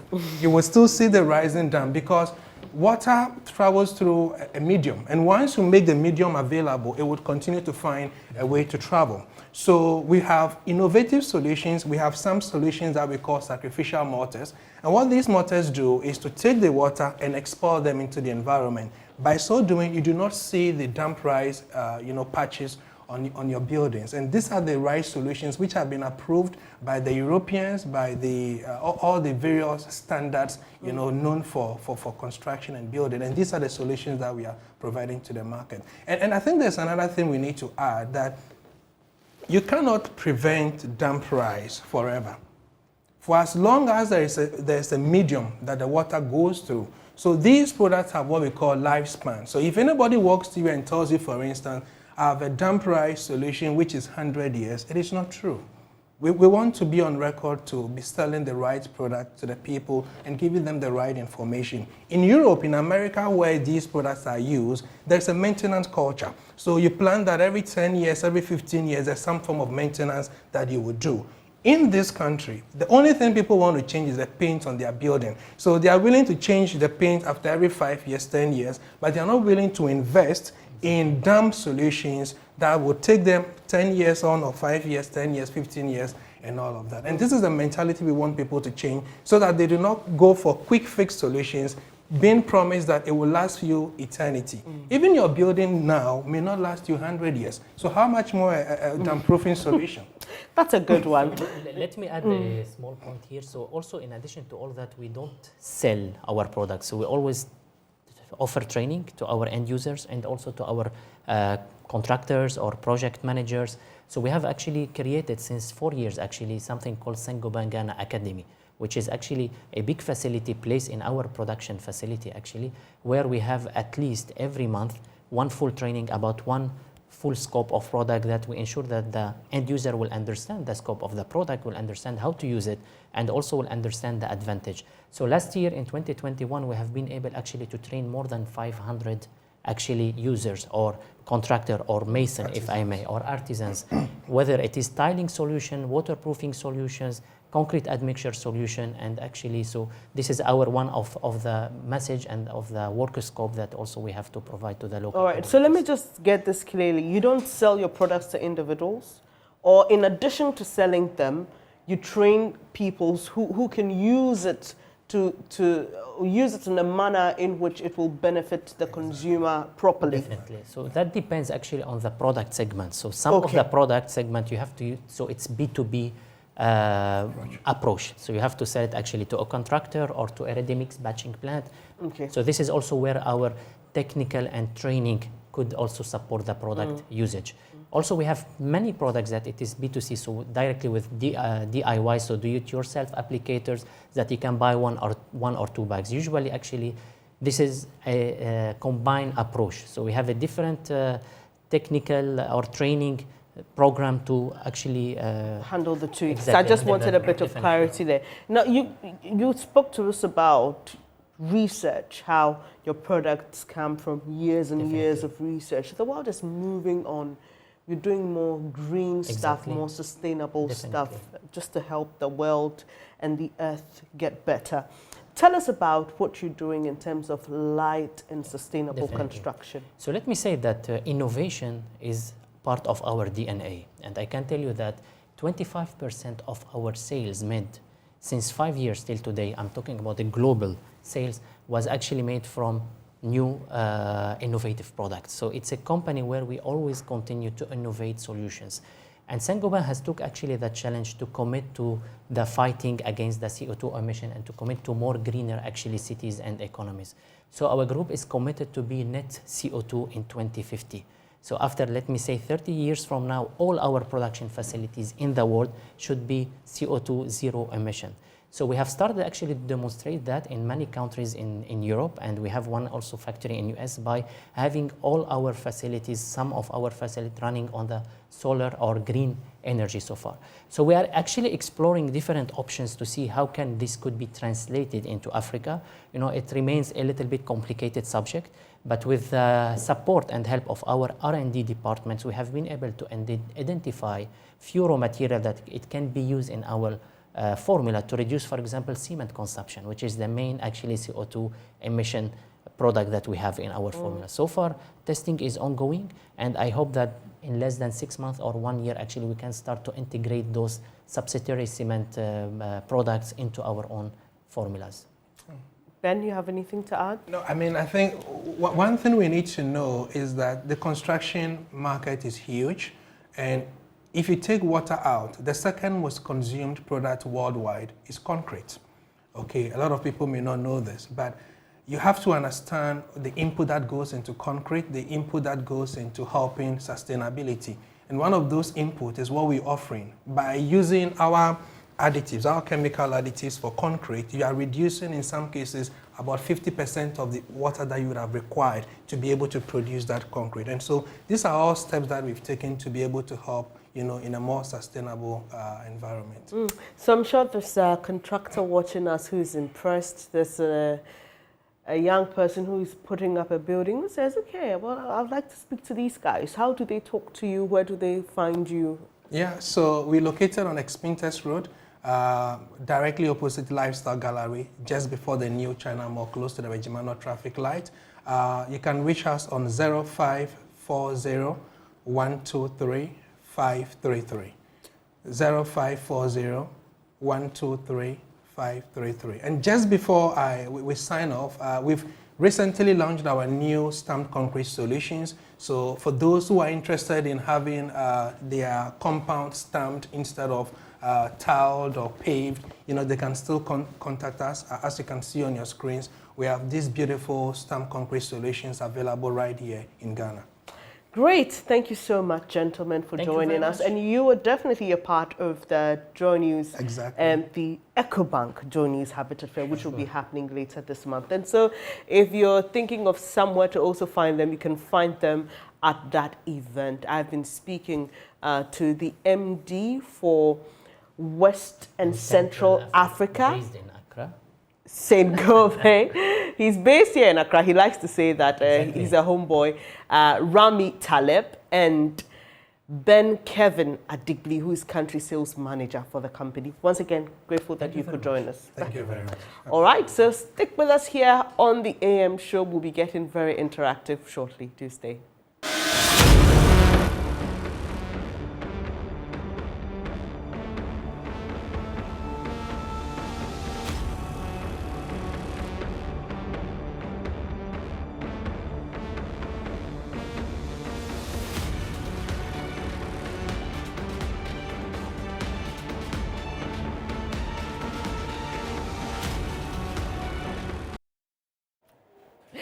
Benjamin, welcome back. Okay, you will not understand why we're laughing like this. Our director gave us cause to do exactly that. But that was an interesting conversation with Saint-Gobain. Yeah. And, they're going to be large and in charge at the Accra International Conference Center as we get into the third bit of our EcoBank Joy News Habitat Fair. The bigger version. The mother of them. If you may want to put it that way. But hey, I mean, that's a one-stop shop for everything housing. And what I like is the bit of going green. It's something that we should consider in our building. You know, the world is moving. And we are lagging behind, you know, so badly. We need to catch up, especially when it comes to issues of environment. I cringe, you know, when I walk through the streets of Accra and I see plastic waste. It's a big problem. It's a big problem. Don't look far, okay? I've been to beaches in Togo. Really nice. And it's an important point you so make. Just clean. back door. Togo. Don't look far. You know, sometimes when we talk about this, people say, you know, you're going to Europe. No.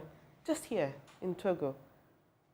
When people decide that we want to take care of our environment, we want to focus on what matters in preserving nature, we can do it. If it's a priority, we can. Yeah. You know, because the thing about nature is it will always come back to bite you. Yeah. You know, when you give and the it's unforgiving. You know, it's giggle. Garbage in, garbage out. What you put in is what you get out. Thank you. And that's why I you know, and this wasn't planned, but let me just say, because we had that conversation about going green and being sustainable, let's start from our homes. Let's start from our kids. You see somebody in a very nice vehicle and the person just threw something on the street. And I'm like, but how can you just do that? How can you just do that? I think you're assuming because the person is in such a sophisticated vehicle or whatever that they are also sophisticated in their thinking. It's not a natural draw. Sadly, the linkages aren't always... Sadly. Yeah. Sadly, it's not. And the last time I went to Tamale, I was more disappointed because the last time I went by road, Benjamin, look, you're driving through large swaths of like deserted land, but there's plastic waste along the roads. And I'm like, here too. Yeah. Who put them there? How do they end up there? Here too. Like, there's also that culture, like you see with some of the Abu-Baidoo riders, where they even have the habit of, when no one is looking, let's dump them there. We've seen that even on the motorway. Intentional dumping. It's a real mindset problem. You remember how the minister came out to forcefully say that we were taking these people off our roads? Yeah. Guess what? On my way this morning, a vehicle nearly hit one of them at dawn because he didn't have lights. Oh yeah, and, I see them every morning. They are on and the they don't N1. Have lights. They are on the N1 constantly. Constantly. At dawn, in the morning, sometimes in the afternoon, they are there. Anyway, it's now time to bring you in on the conversation. We know you also have a lot to say. Do call us on 0302 211 extension 2. Let's hear what you have to say today. Benjamin has been having quite a discussion about the economy, our ratings, the future, what we must do, what we must avoid. How that affects our security. Exactly. And whether we're approaching tipping point. Yeah, most importantly. So do call us. Let us know what you think. We've also been talking about building, construction, the Habitat Fair, anything on your mind. It's a Monday morning. Let us know what you think. We'll be glad to share with the rest of the world. I think I'll just sneak in this bit. So this morning, it didn't rain that much. But there are some stretches that no matter how little the rain, Don't tell me some parts of Accra are flooded. Not flooded, because Okay. as of when I got here, I wouldn't be Yeah. able to say flooding, but Yeah. the way it was pelting and what I saw on some, stretches, I wouldn't be surprised if some people were caught in an unfortunate situation. Well, so let what us do you know have what's to share happening. with us on that as well? Yeah, we have Hamza from Ashaman. Good morning, Hamza. Let's hear you. You for the good work you are doing for Mother Ghana. And thank you. We welcome you on our screens for your good work. I know it hasn't been easy, but then it looks like our leaders, the people in authorities today, they're living in a different Ghana, different from the one we are living in. This in Nkrumah's Ghana that we are living, it looks like they are living in a different Ghana from the one we are living. And the second thing is that they don't... Hamza, why do you say that? Why do you say that they... Just look at the way they talk, That is why I think they are living in a different Ghana apart from us. Okay. You listen to the great minister, and so I am very sad. And then one thing that saddens me is that the president has made promise time and again that he is going to handle over power to the next MPP government, and he has meant to do it. He will do that. And so media, I have lost hope, but we should leave them do whatever they want. They said they want to rule for 30 years. Let's leave them to do whatever they want. Then after they handle the nation over to good people, the ones that had Ghana at heart. You're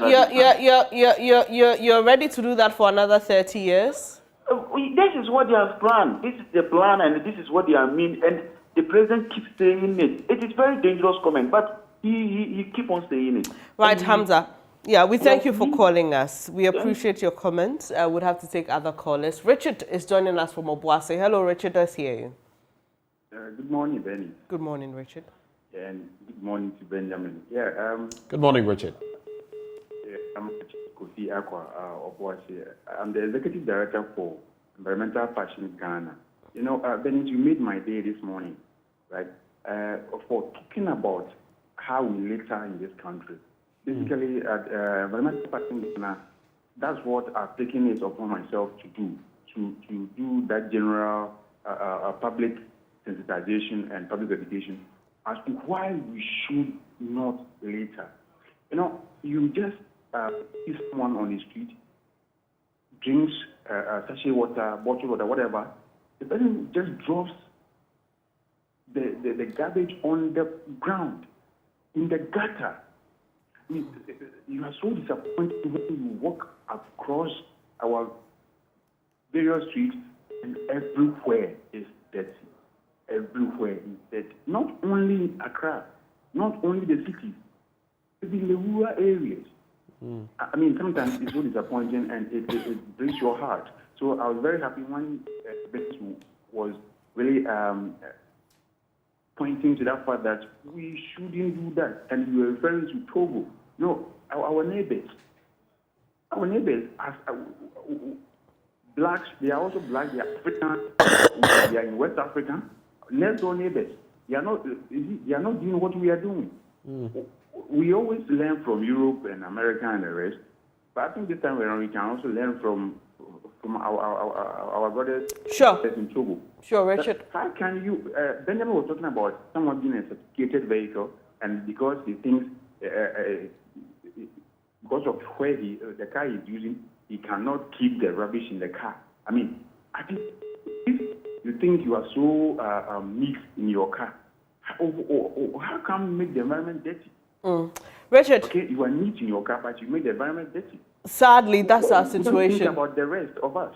Thank you so much for the work you're also doing in helping to keep the environment clean. We appreciate your call I this think morning. right before we get to Saren, I think he missed my point. I was basically saying that you shouldn't expect that just because the person is in a sophisticated vehicle, that they are sophisticated in their thinking. Sure. Yeah. Yeah. Let's get our next caller, Saren from UCC. Let's hear you. Benjamin, if we expect government have acted very well, because in accordance to the principles of efficiency, Government ought to have achieved much with little resources. Hello? Saron, please speak up. We're struggling really to hear you. Oh, okay. Benjamin, what I'm saying is that in accordance with the principle... Hello, good morning. Hello, good morning. All right, Saron, so don't follow us on TV. Follow us on the phone, else there will be a bit of a delay. So you just go ahead. Go ahead with the point you're making. Well, it appears we lost. It's unfortunate. Him there. It's yes, unfortunate. He was making a point there. I wish I could have got the thrust of it before he went off. Too bad we lost him. Moses is joining us from Keta. Hello, Moses. Oh, too bad. We lost Moses as well. Yeah, but you can call us and let us know what you think about the issues we've been discussing. Someone has already given up on Ghana. But that was a sense I got from our first caller, Hamza from Ashaman. And he also thinks that it's a dangerous... Very fatalistic. Yeah. The position he adopts, that we should just... Yeah, hand it over basically just give up. Rahim from Tamale joins us. Hello, Rahim. Let's hear you. Hello, Rahim.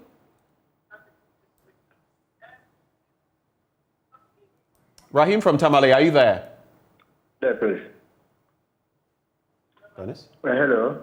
Rahim, Yeah, please good morning. mute your television. Mute your television and listen to us over the phone. Yes, I'm there. I'm there. Good morning. Yes, please. I'm going to touch on the point that Professor or Dr. Manchi has made on the part of the free SHS. This review that people have been talking about, I don't think it will be good for Ghana, because you will not be able to tell who will pay, who can pay, and who cannot. Particularly, most of the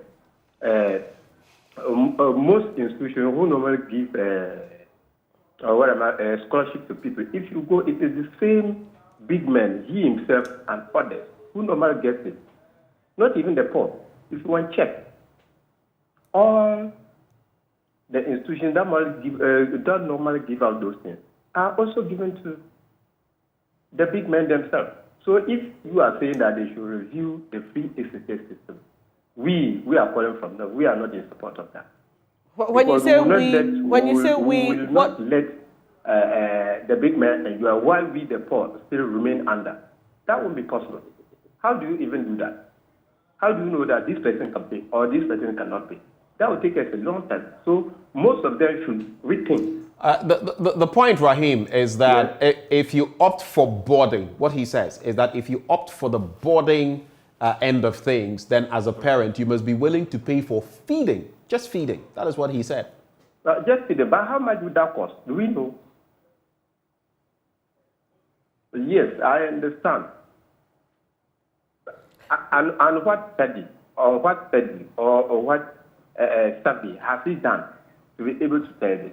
So sometimes let's not, is it belittle, or let's not take people, professors or lecturers or doctors who normally propose this suggestion, then we take it like that. No, it has come to stay. Let's maintain it. Let's see how we can fund it. That is the most important. But if we made a mistake and say we should identify people who can pay, you'll see what will happen. We'll be in trouble. Rahim, thank you for I'm good. Those thoughts that you've shared with us. We have Ben from New Achimota. You are our final caller. Ben? Hello, Ben. Yeah, hello. Good morning, please. How are you? I'm well, please. Please go ahead with your thoughts. Okay. There are some message I want to send across.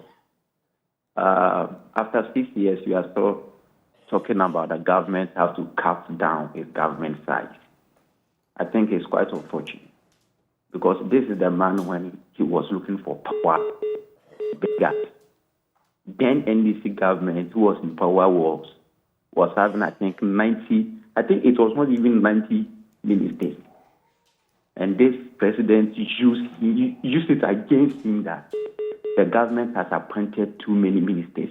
Right. So when he is come to reduce them. Now you come and you've appointed 100-something ministers. We spoke about it and you said you know what you are doing. At the end of the 4 years, we couldn't see what they did. before he brought it down. We are still telling you to cut down your government size. See the number of staffers you have at the Flagstaff House. You see, this that it is draining the country. And we speak about these things, and this man doesn't have even ear to listen to us. But he is the same person who begs us for power. He's the same person who begs us for power. What is going on in this country? What is going on? He is the person who begs us for power. We are telling him that do this and save the country from going into a mess. We have been talking about this issue for a long time, and he cannot. Until now, you are still talking about him cutting down his government size. Until now, we are still speaking about this issue. Right. Ben. Whatever we have been saying, they doesn't have him here for us. Right. He doesn't listen to us.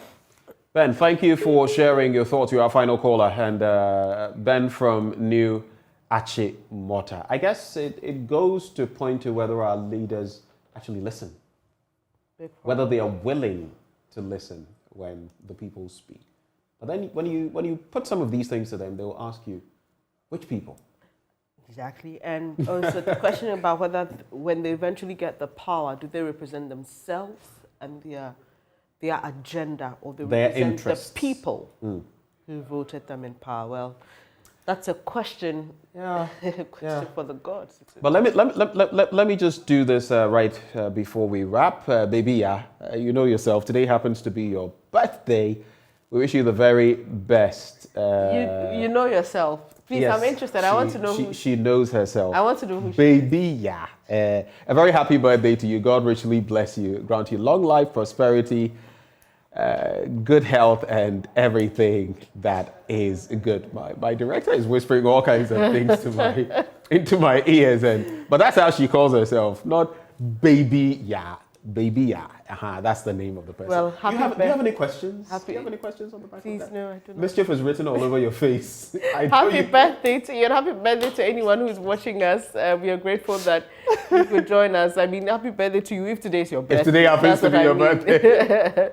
Thank you so much for joining us. Benjamin and I are grateful that you make time every morning to be part of the show. God willing, tomorrow we are back with what matters to you. Up next is News Desk. Do stay.